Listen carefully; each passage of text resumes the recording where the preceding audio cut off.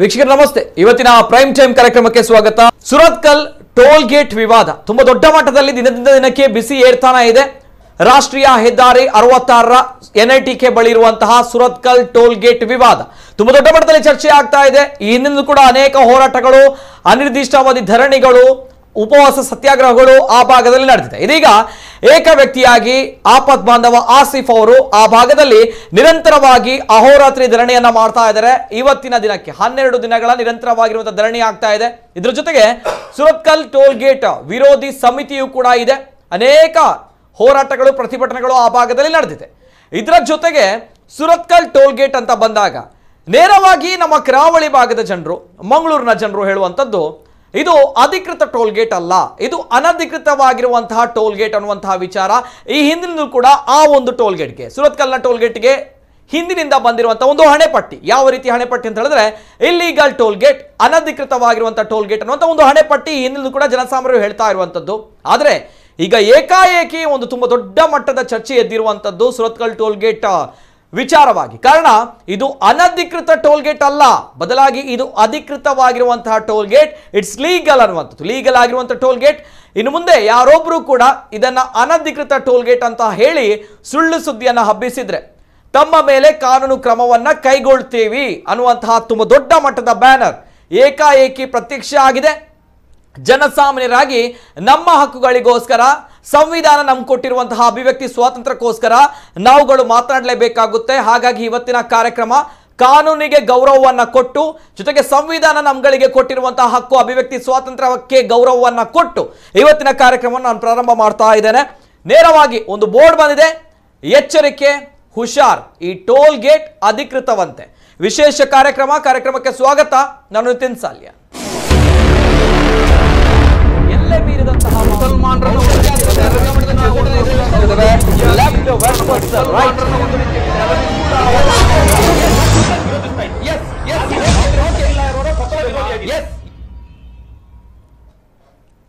ತಮಗೆಲ್ಲರೂ ಕೂಡ ಗೊತ್ತಿರುವಂತಹ ವಿಚಾರ. ಮೊನ್ನೆ ತರ ನಾವು ಚರ್ಚೆಯನ್ನ ಮಾಡಿದ್ವಿ. ಒಂದು ಟೋಲ್ ಗೇಟ್ ನಂತರ ಮತ್ತೊಂದು ಟೋಲ್ ಗೇಟ್ ಬರುತ್ತೆ ಅಂತ ಬಂದಾಗ ಅಲ್ಲಿ 60 ಕಿಲೋಮೀಟರ್ ದೂರ ಇರಬೇಕು. ಆದ್ರೆ ನಮ್ಮ ಕರಾವಳಿ ಭಾಗದಲ್ಲಿ ಮಂಗಳೂರಿನಲ್ಲಿ 48 ಕಿಲೋಮೀಟರ್ ದೂರದಲ್ಲೇ 4 ಟೋಲ್ ಗೇಟ್ಗಳು ಕಾರ್ಯಾಚರಿಸ್ತಾ ಇದೆ.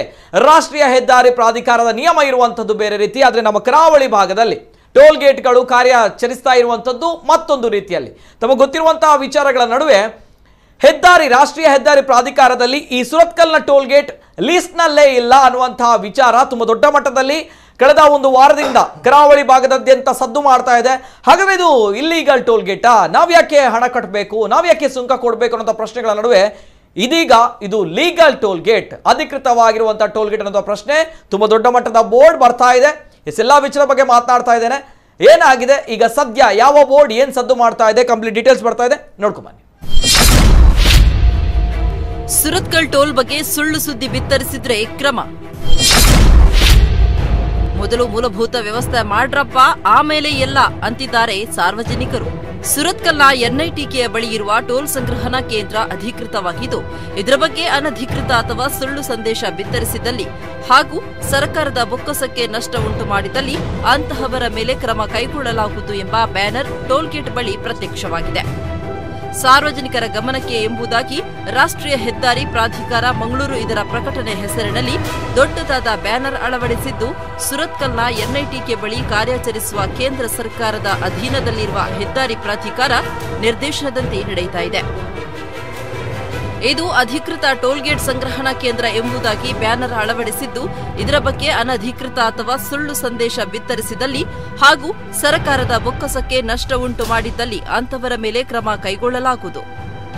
ಈ ಬಗ್ಗೆ ಸಂಬಂಧಪಟ್ಟ ದಾಖಲೆ ಬೇಕಾದಲ್ಲಿ ರಾಷ್ಟ್ರೀಯ ಹೆದ್ದಾರಿ ಪ್ರಾಧಿಕಾರ ಕಚೇರಿ ಮಂಗಳೂರು, NITK ಟೋಲ್ ಗೇಟ್ ಸುರತ್ಕಲ್ನಲ್ಲಿ ಸಿಗಲಿದೆ ಎಂಬ ಬ್ಯಾನರ್ನಲ್ಲಿ ಹಾಕಿದ್ದಾರೆ. ಈ ರೀತಿ ಬ್ಯಾನರ್ ಅಳವಡಿಸಿದ್ದು ಸರಿಯೇ? ಸಾರ್ವಜನಿಕರ ಪ್ರಶ್ನೆ. ಸುರತ್ಕಲ್ನ NITK ಬಳಿ ಇರುವ ಟೋಲ್ ಗೇಟ್ ಅಧಿಕೃತವಾದಲ್ಲಿ ಟೋಲ್ ತೆಗೆದುಕೊಳ್ಳುವುದು ಟೋಲ್ ಸಿಬ್ಬಂದಿ ಅಥವಾ ಅದರ ನಿರ್ವಹಣೆ ಮಾಡುವವರ ಕೆಲಸ. ಅದರ ಬದಲು ಈ ರೀತಿ ಬ್ಯಾನರ್ ಹಾಕುವುದು ಯಾಕೆ? ಈ ಟೋಲ್ ಗೇಟ್ ಅಧಿಕೃತವೇ ಅಥವಾ ಅನಧಿಕೃತವೇ ಎಂಬುದನ್ನು ನಿರ್ಧರಿಸಲು ಸರ್ಕಾರ ನ್ಯಾಯಾಲಯವಿದೆ. ಅದು ಬಿಟ್ಟು ಈ ರೀತಿ ಬ್ಯಾನರ್ ಅಳವಡಿಸಿ ಯಾರಿಗೆ ಭಯ ಹುಟ್ಟಿಸುತ್ತಿದ್ದಾರೆ ಅಂತ ಸಾರ್ವಜನಿಕರು ಪ್ರಶ್ನಿಸುತ್ತಿದ್ದಾರೆ. ಹೆಜಮಾಡಿ ತಲಪಾಡಿ ಸಾಸ್ತಾನ ಟೋಲ್ಗೇಟ್ ಹೇಗಿದೆ? ಇಲ್ಲ ರೀ,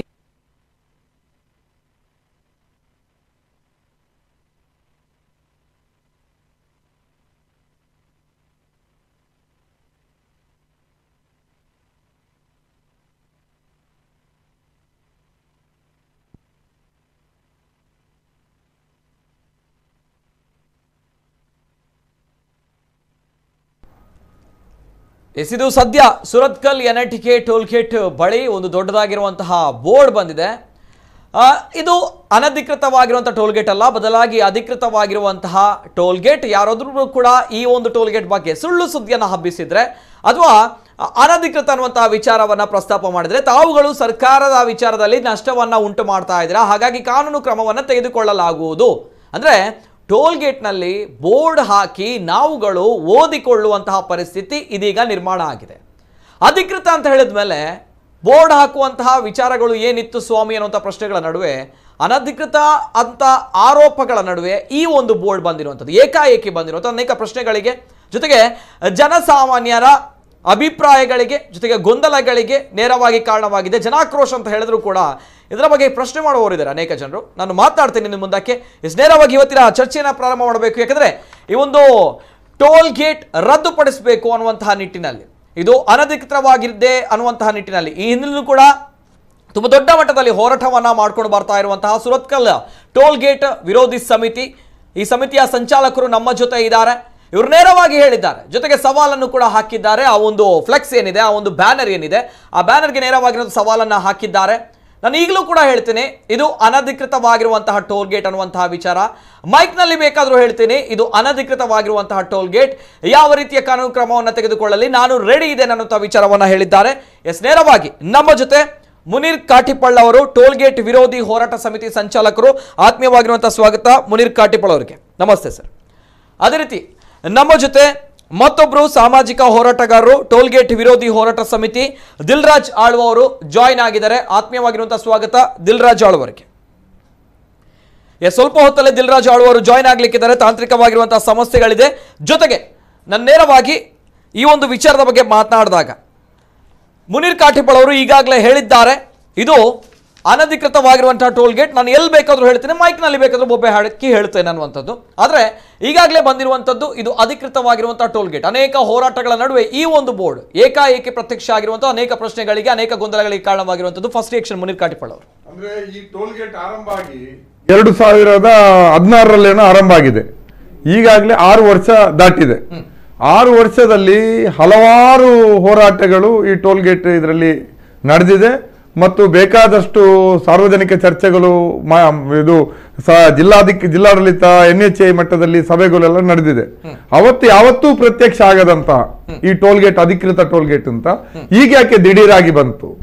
ಆವಾಗ ನಮ್ಮ ಈ ಟೋಲ್ ಗೇಟ್ ಆರಂಭ ಆಗುವಾಗ್ಲೂ ಕೂಡ MP ಆಗಿದ್ದವರು ನಳಿನ್ ಕುಮಾರ್ ಕಟೀಲ್, ಈಗಲೂ ಕೂಡ ಅದೇ ನಳಿನ್ ಕುಮಾರ್ ಕಟೀಲ್ ಅವರು MP ಆಗಿದ್ದಾರೆ, ಲೋಕಸಭೆಯಲ್ಲಿ ನಮ್ಮನ್ನು ಪ್ರತಿನಿಧಿಸ್ತಾರೆ. ಅವತ್ತಿಂದ ಇವತ್ತುವರೆಗೂ ಅವರು ಹೇಳಿರುವಂತಹದ್ದು ಈ ಟೋಲ್ ಗೇಟ್ ಇಲ್ಲಿಂದ ಹೋಗ್ಲೇಬೇಕು, ಇದು ತಾತ್ಕಾಲಿಕ ನೆಲೆಯಲ್ಲಿರುವಂತದ್ದು, ಅದಕ್ಕೆ ಸಂಬಂಧಪಟ್ಟ ಪ್ರಯತ್ನಗಳು ನಡೀತಾ ಇದೆ ಅಂತ. ಈಗ ದಿಢೀರಾಗಿ ಈ ರೀತಿಯ ಬ್ಯಾನರ್ ಹಾಕ್ತಾರಂತಾದ್ರೆ ಇದನ್ನ ನಾವು ಯಾವ ರೀತಿ ಒಪ್ಪುವಂತಹದ್ದು? ಇದು ಏನು ಇಲ್ಲ, ಇದು ಈ ಜನರನ್ನ ಮೇಲ್ಗಡೆಯಲ್ಲಿ ಈ ಟೋಲ್ ಗೇಟ್ ಇಲ್ಲಿಂದ ಶಿಫ್ಟ್ ಆಗ್ತದೆ ಸ್ವಲ್ಪ ಸಮಯ ಕೊಡಿ ಅಂತ ಹೇಳಿ ಆಂತರಿಕವಾಗಿ ಇವತ್ತು ಅವರಲ್ಲಿದ್ದಂತ ಈ ಅಗ್ರಿಮೆಂಟ್ಗಳು, ನಿಯಮಗಳನ್ನೆಲ್ಲ ಅವರಿಗೆ ಬೇಕಾದ ರೀತಿಯಲ್ಲಿ ತಿರುಚಿ, ಅವರಿಗಿರುವಂತ ಅಧಿಕಾರ ಬಲ ಇದು ಮಾಡಿಕೊಂಡು ಹೊಸ ರೀತಿಯಲ್ಲಿ ಅವರು ಆ ಒಪ್ಪಂದಗಳನ್ನ ಮಾಡಿಕೊಂಡು ಇವತ್ತು ಈ ಬೋರ್ಡ್ ಅನ್ನು ಹಾಕಿದ್ದಾರೆ.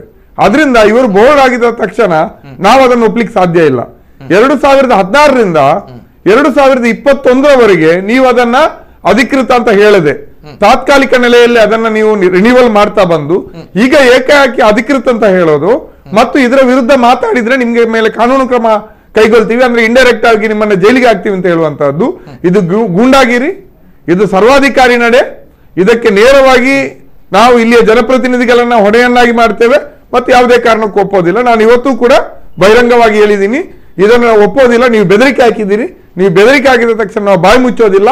ನಾವು ಇದನ್ನು ಅನಧಿಕೃತ ಟೋಲು ಅಂತ ಮತ್ತೆ ಹೇಳ್ತೀವಿ, ಸಾರ್ವಜನಿಕವಾಗಿ ಹೇಳ್ತೀವಿ, ಸಾರ್ವಜನಿಕ ಸಭೆ ಮಾಡಿ ಧ್ವನಿವರ್ಧಕದಲ್ಲಿ ನಾವು ಇದನ್ನು ಹೇಳ್ತೀವಿ, ನೀವೇನ್ ಬೇಕಾದ್ರೆ ಮಾಡಿ ಅನ್ನುವಂತ ಸವಾಲನ್ನು ಹಾಕಿದೀವಿ.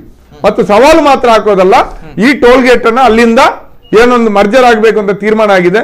ಆ ತೀರ್ಮಾನಕ್ಕಾಗಿ ಜಾರಿಗಾಗಿ ನಾವು ಹೋರಾಟವನ್ನು ಮುಂದುವರಿಸ್ತೀವಿ. ಈ ಫ್ಲೆಕ್ಸಿನ ಕಾರಣಕ್ಕಾಗಿ, ಇವರ ಎಚ್ಚರಿಕೆಯ ಕಾರಣಕ್ಕಾಗಿ, NHA ಧಮಕಿಯ ಕಾರಣಕ್ಕಾಗಿ ನಾವು ಈ ಹೋರಾಟದಿಂದ ಹಿಂದಕ್ಕೆ ಬರುವುದಿಲ್ಲ ಅನ್ನುವಂತ ಮಾತನ್ನು ಹೇಳಿಕ್ಕೆ ಬಯಸ್ತೀವಿ. ಓಕೆ ಓಕೆ ಮುನೀರ್ ಕಾಟೇಪುಳ ಅವರು ಹೇಳುವಂತಹ ವಿಚಾರ ತಮಗೆಲ್ಲರೂ ಕೂಡ ಗೊತ್ತಿದೆ. ಈ ಹಿಂದೆ ಅನೇಕ ವರ್ಷಗಳಿಂದ ಈ ಒಂದು ಟೋಲ್ ಗೇಟ್ ವಿರೋಧಿ ಹೋರಾಟ ಸಮಿತಿಯು ಹೋರಾಟವನ್ನ ಮಾಡ್ತಾ ಇದೆ. ಜೊತೆಗೆ ಸುರತ್ಕಲ್ ಟೋಲ್ ಗೇಟ್ ನಲ್ಲಿ ಈ ಒಂದು ವಿಚಾರ ಇವತ್ತು ನಿನ್ನೆಯದಲ್ಲ, ಅನೇಕ ಯಾಕೆ ಅನಧಿಕೃತ ಅಂತ ಬಂದಾಗ ರಾಷ್ಟ್ರೀಯ ಹೆದ್ದಾರಿ ಪ್ರಾಧಿಕಾರ ಹೇಳುವಂತದ್ದು ಒಂದು ಟೋಲ್ ಗೇಟ್ ನಿಂದ ಮತ್ತೊಂದು ಟೋಲ್ ಗೇಟ್ಗೆ 60 ಕಿಲೋಮೀಟರ್ ಅಂತರ ಇರಬೇಕು ಅನ್ನೋದು. ಆದರೆ ನಮ್ಮ ಕರಾವಳಿ ಭಾಗದಲ್ಲಿ ನಾನು ವಿಪರ್ಯಾಸ ಆಗುವಂಥದ್ದು ಇಲ್ಲಿ, ಯಾಕಂದ್ರೆ ಕರಾವಳಿ ಭಾಗ ಮಂಗಳೂರು ಅಂತ ಬಂದಾಗ ಹೆಮ್ಮೆ ಇದೆ, ಬುದ್ಧಿವಂತರಿದ್ದಾರೆ ಇಲ್ಲಿ, ಬುದ್ಧಿವಂತರ ಜಿಲ್ಲೆ, ವಿದ್ಯಾವಂತರಿದ್ದಾರೆ, ಬಹಳಷ್ಟು ಕಲ್ತವರಿದ್ದಾರೆ. ಎಲ್ಲಿ ಅನ್ಯಾಯ ಆಗುತ್ತೆ ಅಂತ ಬಂದಾಗ ಇಲ್ಲಿ ಪ್ರಶ್ನೆ ಮಾಡುವವರಿದ್ದಾರೆ ಅನ್ನುವಂತಹ ವಿಚಾರವನ್ನ ನಾವು ಹೇಳ್ಕೊಂಡು ಬರ್ತಾ ಇದ್ದೇವೆ. ರಾಜ್ಯದಲ್ಲೂ ಕೂಡ ಎಲ್ಲರೂ ಕೂಡ ಹೇಳ್ತಾರೆ. ಆದ್ರೆ ಈ ಒಂದು ವಿಚಾರ ಶತ್ತ ಮೂರ್ಖರನ್ನಾಗಿ ಮಾಡಿದೆ, ನಮ್ಗಳನ್ನ ಶತ್ತ ಮೂರ್ಖರನ್ನಾಗಿ ಮಾಡಿಕೊಂಡು ಹೋಗಿದೆ. ಯಾಕಂದ್ರೆ 48 ಕಿಲೋಮೀಟರ್ ಅಂತರದಲ್ಲಿ 4 ಟೋಲ್ ಗೇಟ್ಗಳು ಕೆಲಸವನ್ನ ಮಾಡ್ತಾ ಇದೆ. ಇದನ್ನ ಸ್ವಲ್ಪ ಬದಿಗಿಡಿ. ಓಕೆ, ಇದು ಅನಧಿಕೃತ ಅಲ್ಲ ಅಂತ ಇಟ್ಕೊಳ್ಳಿ. ತಮ್ಗಳಿಗೆ ಗೊತ್ತಿದೆ, ಸ್ವಲ್ಪ ಹಿಂದಕ್ಕೆ ಹೋದಾಗ ನಮ್ಮ ಜಿಲ್ಲೆಯ ಸಂಸದರು ಹೇಳಿರುವಂತಹ ವಿಚಾರ, ಇದನ್ನ ನಾವುಗಳು ರದ್ದುಪಡಿಸ್ತೇವೆ, ಇದನ್ನ ನಾವು ಹೆಜಮಾಡಿ ಟೋಲ್ಗೇಟ್ ಜೊತೆ ಮರ್ಜ್ ಮಾಡ್ತೇವೆ, ವಿಲೀನಗೊಳಿಸ್ತೇವೆ ಅನ್ನುವಂತಹ ಮಾತನ್ನ ಹೇಳಿದ್ರು. ಹಾಗಾದ್ರೆ ಇದು ಅನಧಿಕೃತವಾ ಅಧಿಕೃತವಾ ಅನ್ನೋದ ಪ್ರಶ್ನೆ ಒಂದ್ ಕಡೆ ಬರುತ್ತೆ. ಇನ್ನೊಂದ್ ಕಡೆ ಮತ್ತೊಬ್ರು MLA ಶಾಸಕರು ಹೇಳಿರುವಂತಹ ವಿಚಾರ ತಮ್ಗೆ ಗೊತ್ತಿದೆ. ಆ ಸುರತ್ಕಲ್ ಟೋಲ್ ಗೇಟ್ ಅನ್ನೋದು ಅದನ್ನು ಓಡ್ದಾಕ್ತೀವಿ ಅನ್ನುವಂತಹ ವಿಚಾರವನ್ನ ಒಬ್ರು ಜನಪ್ರತಿನಿಧಿ ಆಗಿದ್ದವರು ಈ ವಿಚಾರವನ್ನ ಸಾರ್ವಜನಿಕರ ಮುಂದೆ ಹೇಳಿದ್ದಾರೆ. ಆ ಟೋಲ್ ಗೇಟ್ ಅನ್ನ ನಾವು ಹೊಡೆದಾಕ್ತೀವಿ. ಬಹುಶಃ ನನ್ನ ಜ್ಞಾಪಕ ಶಕ್ತಿಯಲ್ಲಿ ಎಲ್ಲೋ ಸಮಸ್ಯೆ ಇರಬಹುದು. ಹೇಳಿದ್ದಾರಾ ಹೇಳಿಲ್ವಾ? ನಾನು ಅದನ್ನ ಬೇಕಾದ್ರೆ ಯಾವ್ಯಾವಾಗ ಹೇಳಿದ್ದಾರೆ ಅಂತ ಕೂಡ ಹೇಳ್ಬಲ್ಲೆ, ಅವರ ಸಮಯಗಳನ್ನು ಕೂಡ ಹೇಳ್ತೀರಾ? ಯಾವಾಗ ಹೇಳಿದ್ರು? ಒಂದು ಟೋಲ್ ಗೇಟ್ 2015ರಲ್ಲಿ ಅಲ್ಲಿ ಸುರತ್ಕಲ್ ನಲ್ಲಿ ಟೋಲ್ ಗೇಟ್ ಆರಂಭ ಆಗುವಂತಹದ್ದು, ಟೋಲ್ ಗೇಟ್ ಸ್ಥಾಪನೆ ಆಗುವಂತಹ ಚರ್ಚೆಗಳು ಬಂತು. ಅದಕ್ಕಿಂತ 1 ವರ್ಷ ಹಿಂದೆ ಇಲ್ಲಿ ನಮ್ಮ ಹಾರ್ಬರ್ ಸಮೀಪ, ಪಣಂಬೂರ್ ಪೋರ್ಟಿನ ಸಮೀಪ ಈ ಟೋಲ್ ಗೇಟ್ ರಚನೆ ಆಗಬೇಕಿತ್ತು. ಅಲ್ಲಿಯ ಜನ ಅದನ್ನು ದೊಡ್ಡ ರೀತಿಯಲ್ಲಿ ವಿರೋಧ ಮಾಡಿ ಅದನ್ನ NITಗೆ ಸಮೀಪಕ್ಕೆ ಶಿಫ್ಟ್ ಮಾಡಿದ್ರು, ಸುರತ್ಕಲ್ಗೆ. ಆ ಸುರತ್ಕಲ್ ನಲ್ಲಿ ಆರಂಭ ಆಗುವಂತಹ ಸಂದರ್ಭದಲ್ಲೇ ನಳಿನ್ ಕುಮಾರ್ ಕಟೀಲ್ ಅವರು ಪಾರ್ಲಿಮೆಂಟ್ ಮೆಂಬರ್ ಆಗಿದ್ರು, ಮೊಯ್ದೀನ್ ಬಾವ ಅವರು ಸುರತ್ಕಲ್ ಶಾಸಕರಾಗಿದ್ರು. ಆ ಸಂದರ್ಭದಲ್ಲಿ ಅಲ್ಲಿಯ ಜನ ಅದಕ್ಕೆ ಇಲ್ಲಿ ಟೋಲ್ ಗೇಟ್ ಆಗಬಾರ್ದು, ಸಿಟಿ ಕಾರ್ಪೊರೇಷನ್ ವ್ಯಾಪ್ತಿ ಒಳಗಡೆ ಬರ್ತದೆ, ಆಗಬಾರ್ದು, ಮತ್ತು ಇನ್ನು ಕೆಲವೇ ತಿಂಗಳುಗಳಲ್ಲಿ ನವಯುಗ್ನವರು ಯಜಮಾಡಿಯಲ್ಲಿ ಟೋಲ್ ಗೇಟ್ ಅನ್ನು ಹಾಕ್ತಾರೆ, ಅದರಿಂದಾಗಿ ಈ ಹತ್ತಿರದಲ್ಲಿ ಹಾಕುವಂತದ್ದು ಇನ್ಲೀಗಲ್ ಅಂತ ಹೇಳ್ಕೊಂಡು ಹೋರಾಟ ಶುರು ಮಾಡಿದ್ರು. ಹೋರಾಟ ಶುರು ಮಾಡಿದ ಸಂದರ್ಭದಲ್ಲಿ ಶಾಸಕ ಮೊಯ್ದೀನ್ ಬಾವ ಅವರು ಆ ಹೋರಾಟಕ್ಕೆ ಬೆಂಬಲವಾಗಿ ನಿಂತರು, ಜನರ ಜೊತೆ ನಿಂತರು. ಆ ಸಂದರ್ಭದಲ್ಲಿ ನಳಿನ್ ಕುಮಾರ್ ಕಟೀಲ್ ಅವರು, ಹೆದ್ದಾರಿ ಪ್ರಾಧಿಕಾರದ ಅಧಿಕಾರಿಗಳು, ಜಿಲ್ಲಾಧಿಕಾರಿ AB ಇಬ್ರಾಹಿಂ ಅವರಿದ್ರು ಮಂಗಳೂರಿನಲ್ಲಿ, ಜಿಲ್ಲಾಡಳಿತದಲ್ಲಿ ಸಭೆಯನ್ನು ನಡೆಸಿ ಅಲ್ಲಿ ಹೇಳಿರುವಂತ ಮಾತು ಏನಂದ್ರೆ, ಇದು ಪರ್ಮನೆಂಟ್ ಆಗಿ ಇಲ್ಲಿ ಉಳಿಯೋದಿಲ್ಲ, ಇದನ್ನ ನಾವು ಯಜಮಾಡಿಯ ಟೋಲ್ ಗೇಟ್ ಆರಂಭ ಆದ್ಮೇಲೆ 6 ತಿಂಗಳಲ್ಲಿ ಅದು ಓಪನ್ ಆಗ್ತದೆ, ಓಪನ್ ಆದ್ಮೇಲೆ ನಾವು ಇದನ್ನ ಅಲ್ಲಿಗೆ ಮರ್ಜರ್ ಮಾಡ್ತೀವಿ, ಇದು ಟೆಂಪರರಿ, ನಮ್ಗೆ ಈಗ ಅದನ್ನ ಮಾಡಲೇಬೇಕಾಗಿದೆ, ಟೆಕ್ನಿಕಲಿ ನಮ್ಗೆ ಬೇರೆ ಬೇರೆ ಸಮಸ್ಯೆಗಳಿದೆ ಅಂತ ಹೇಳಿ ಭರವಸೆಯನ್ನ ಕೊಟ್ಟು ಅವರು ಅಲ್ಲಿ ಟೋಲ್ ಗೇಟ್ ಅನ್ನ ಆರಂಭ ಮಾಡಿದ್ರು. ಆ ಸಂದರ್ಭದಲ್ಲಿ ಒಂದ್ಸಲ ಹೇಳಿದ್ದಾರೆ. ಆಮೇಲೆ 2016ರಲ್ಲೇ ಯಜಮಾಡಿ ಟೋಲ್ ಗೇಟ್ ಓಪನ್ ಆಯ್ತು 6-7 ತಿಂಗಳಲ್ಲಿ. ಇವರು ಮರ್ಜರ್ ಮಾಡದೆ ಮತ್ತೆ ಇದರಲ್ಲಿ ಟೆಂಪರರಿ ತಾತ್ಕಾಲಿಕ ನೆಲೆಯಲ್ಲಿ ಇದನ್ನ ಮುಂದುವರಿಸ್ತಾ ಹೋದಾಗ ಟೋಲ್ ಗೇಟ್ ವಿರೋಧಿ ಹೋರಾಟ ಸಮಿತಿ ಸ್ಥಾಪನೆಯಾಗಿ ನಾವು ಹೋರಾಟವನ್ನ ಮಾಡಿದ್ವಿ, ಎಲ್ಲರನ್ನ ಸೇರಿಸಿ ಸಾಮೂಹಿಕ ಹೋರಾಟವನ್ನ ಮಾಡಿದ್ವಿ. ಆವಾಗ 2018ರಲ್ಲಿ ಆ ಹೋರಾಟದ ಸಂದರ್ಭದಲ್ಲಿಯೂ ಕೂಡ ಹೇಳಿದ್ರು, ಇಲ್ಲ ನಾವು ಇದನ್ನ ಇಲ್ಲಿಂದ ತೆರವುಗೊಳಿಸಿ ಅಲ್ಲಿಗೆ ಶಿಫ್ಟ್ ಮಾಡುವ, ಇದನ್ನ ಮಾಡ್ತೀವಿ ಅಂತ ಹೇಳ್ಕೊಂಡು ಆವಾಗ್ಲೂ ನಮ್ಮ ಯಾಕಂದ್ರೆ ಅಲ್ಲಿ ಬೋರ್ಡ್ ಬರುತ್ತೆ ಅಂತ ಬಂದಾಗ ಅದನ್ನು ಕೂಡ ನೋಡ್ಕೊಂಡು ನಾವು ಸುಮ್ಮನೆ ಇರಲಿಕ್ಕೆ ಪ್ರಜೆಗಳಲ್ಲ, ನಾವು ಭಾರತ ದೇಶದ ಪ್ರಜೆಗಳು, ನಮ್ಗೆ ಹಕ್ಕು ಕೊಟ್ಟಿದ್ದಾರೆ, ನಾವು ಪ್ರಶ್ನೆಯನ್ನ ಮಾಡಬೇಕು.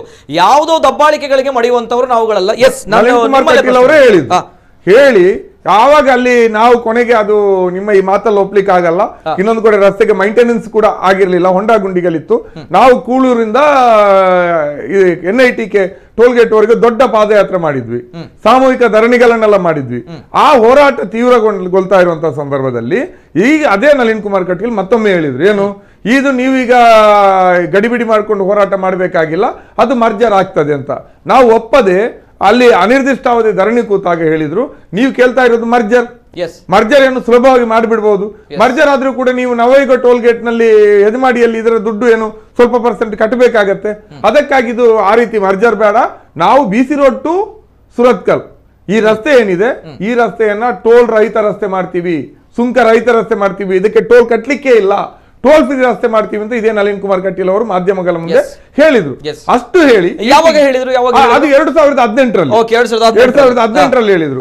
ಆದ್ರೆ ಅದೇ ಸಂದರ್ಭದಲ್ಲಿ ಹೆದ್ದಾರಿ ಪ್ರಾಧಿಕಾರ ಒಂದು ಸಭೆಯನ್ನ ನಡೆಸಿ ಇದನ್ನ ಅಧಿಕೃತವಾಗಿ ನಾವು ವಿಲೀನಗೊಳಿಸ್ತೀವಿ ಅಂತ ಹೇಳ್ಕೊಂಡು ಒಂದು ತೀರ್ಮಾನವನ್ನ ಮಾಡಿ ಕರ್ನಾಟಕ ರಾಜ್ಯ ಸರ್ಕಾರಕ್ಕೆ ಕಳಿಸಿಕೊಟ್ಟು ಆ ಮರ್ಜರ್ ನ ತೀರ್ಮಾನಕ್ಕೆ ರಾಜ್ಯ ಸರ್ಕಾರ ಅನುಮೋದನೆಯನ್ನು ಕೊಡ್ತು. ಆದ್ರೂ ಇಷ್ಟವರೆಗೆ ಮರ್ಜರ್ ಮಾಡ್ಲಿಲ್ಲ. ಅದು ಹೋಗಿ ಮತ್ತೆ ಆವಾಗ K19 ನಮ್ಮ ರಿಯಾಯಿತಿ ಏನಿತ್ತು ಖಾಸಗಿ ವಾಹನಗಳಿಗೆ, ಮಂಗಳೂರು ರಿಜಿಸ್ಟ್ರೇಷನ್ ವಾಹನಗಳಿಗೆ ಉಚಿತ ಪ್ರಯಾಣ ಮುಂದುವರೆದಿತ್ತು, ಇಡೀ ಮಂಗಳೂರು ತಾಲೂಕಿಗೆ ಮುಂದುವರೆದಿತ್ತು. ಆದ್ರೆ ಆವಾಗ ಈ ಕಾಂಟ್ರಾಕ್ಟರ್ಗಳು, ಗುತ್ತಿಗೆದಾರರು 3 ತಿಂಗಳಿಗೆ 6 ತಿಂಗಳಿಗೆ ಒಮ್ಮೆ ಬರುವಂತ ಹೊಸ ಗುತ್ತಿಗೆದಾರರು ನಾವು K19 ವಾಹನಗಳಿಗೆ ಉಚಿತ ಪ್ರಯಾಣ ಕೊಡೋದಿಲ್ಲ ಅಂತ ಹೇಳಿ ವಸೂಲಿಗೆ ನಿಂತಾಗ ನಾವು ಪ್ರತಿಭಟನೆಗೆ ಇಳಿತಾ ಇದ್ವಿ.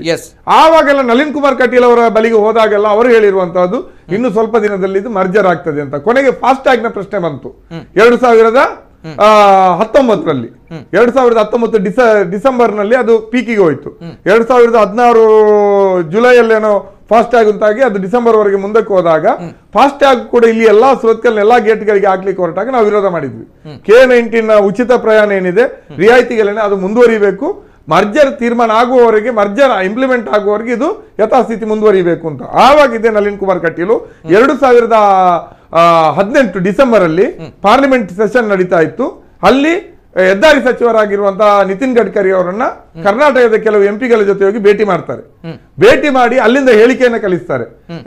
ನಮ್ಮ ನಿತಿನ್ ಗಡ್ಕರಿ ಅವರು ಸಾರಿಗೆ ಸಚಿವರು, ಇದು ಹೆದ್ದಾರಿ ಸಚಿವರು ಹೇಳಿದ್ದಾರೆ, ಸುರತ್ಕಲ್ನ ಟೋಲ್ ಗೇಟ್ ನ ಮರ್ಜರ್ ತೀರ್ಮಾನ ಏನಿದೆ ಅದನ್ನು ಇಂಪ್ಲಿಮೆಂಟ್ ಮಾಡ್ಲಿಕ್ಕೆ, ಈ ಟೆಂಪರರಿ ಟೋಲ್ ಗೇಟ್ ಏನಿದೆ ಅದನ್ನು ಮರ್ಜರ್ ಇಂಪ್ಲಿಮೆಂಟ್ ಮಾಡ್ಲಿಕ್ಕೆ ವಿಶೇಷ ಸಭೆಯನ್ನ ನಡೆಸಲಿಕ್ಕೆ ಹೆದ್ದಾರಿ ಇಲಾಖೆಗೆ ಸೂಚನೆಯನ್ನ ಕೊಟ್ಟಿದ್ದಾರೆ.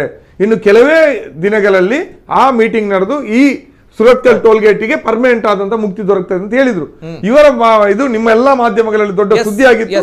ಸುದ್ದಿ ಆದದ್ದು ಮಾತ್ರ ಅಲ್ಲ, ಇದು ಕರಾವಳಿಯ ಬಸ್ಸು ಮಾಲೀಕರ ಸಂಘದ ಅಧ್ಯಕ್ಷರು ರಾಜವರ್ಮ ಬಲ್ಲಾಲ್ ಇರ್ಬೇಕು, ಬಹುಶಃ ಇದ್ರು, ಈಗಲೂ ಬಹುಶಃ ಅವರೇ ಇದ್ದಾರೆ. ಅವರ ಹೆಸರಿನಲ್ಲಿ ಬಸ್ಸು ಮಾಲೀಕರ ಸಂಘದವರು ನಳಿನ್ ಕುಮಾರ್ ಕಟೀಲ್ ಅವರಿಗೆ ಉದಯವಾಣಿಯಲ್ಲಿ ಅಭಿನಂದನಾ ಜಾಹೀರಾತು ಕೂಡ ಹಾಕಿದ್ರು. ಆವಾಗ ಈ ಬೋರ್ಡ್ ಇರಲಿಲ್ಲ, ಆವಾಗ ಇದು ಟೆಂಪರರಿ ಇತ್ತು, ಅನಧಿಕೃತ ಇತ್ತು. ಮತ್ತೆ ಇದು ಇನ್ನು ಕೊನೆಯ ದಿನಗಳಲ್ಲಿ ಮರ್ಜರ್ ಆಗ್ತಾ ಇತ್ತು. ಈಗ 2000 ಈ ಕೊರೋನಾ ಇದರಲ್ಲೆಲ್ಲ ಹೋರಾಟಗಳೆಲ್ಲ ನಿಂತಾಗ ಈಗ ಜನ ಮತ್ತೆ ಧ್ವನಿ ಎತ್ತಾರೆ ಅಂತ ಹೇಳುವಾಗ ಇಲ್ಲೆಲ್ಲ ಲೀಗಲ್ ಆಗಿ ಎಲ್ಲವನ್ನೂ ಕೂಡ ಈಗ ಡಾಕ್ಯುಮೆಂಟ್ ಅನ್ನೆಲ್ಲ ರೆಡಿ ಮಾಡಿಕೊಂಡು ಈಗ ಬೋರ್ಡ್ ಹಾಕಿ ಎದುರಿಸ್ತಾರೆ ಅಂದ್ರೆ ಯಾರನ್ನ ನಾವು ಕೇಳಬೇಕು?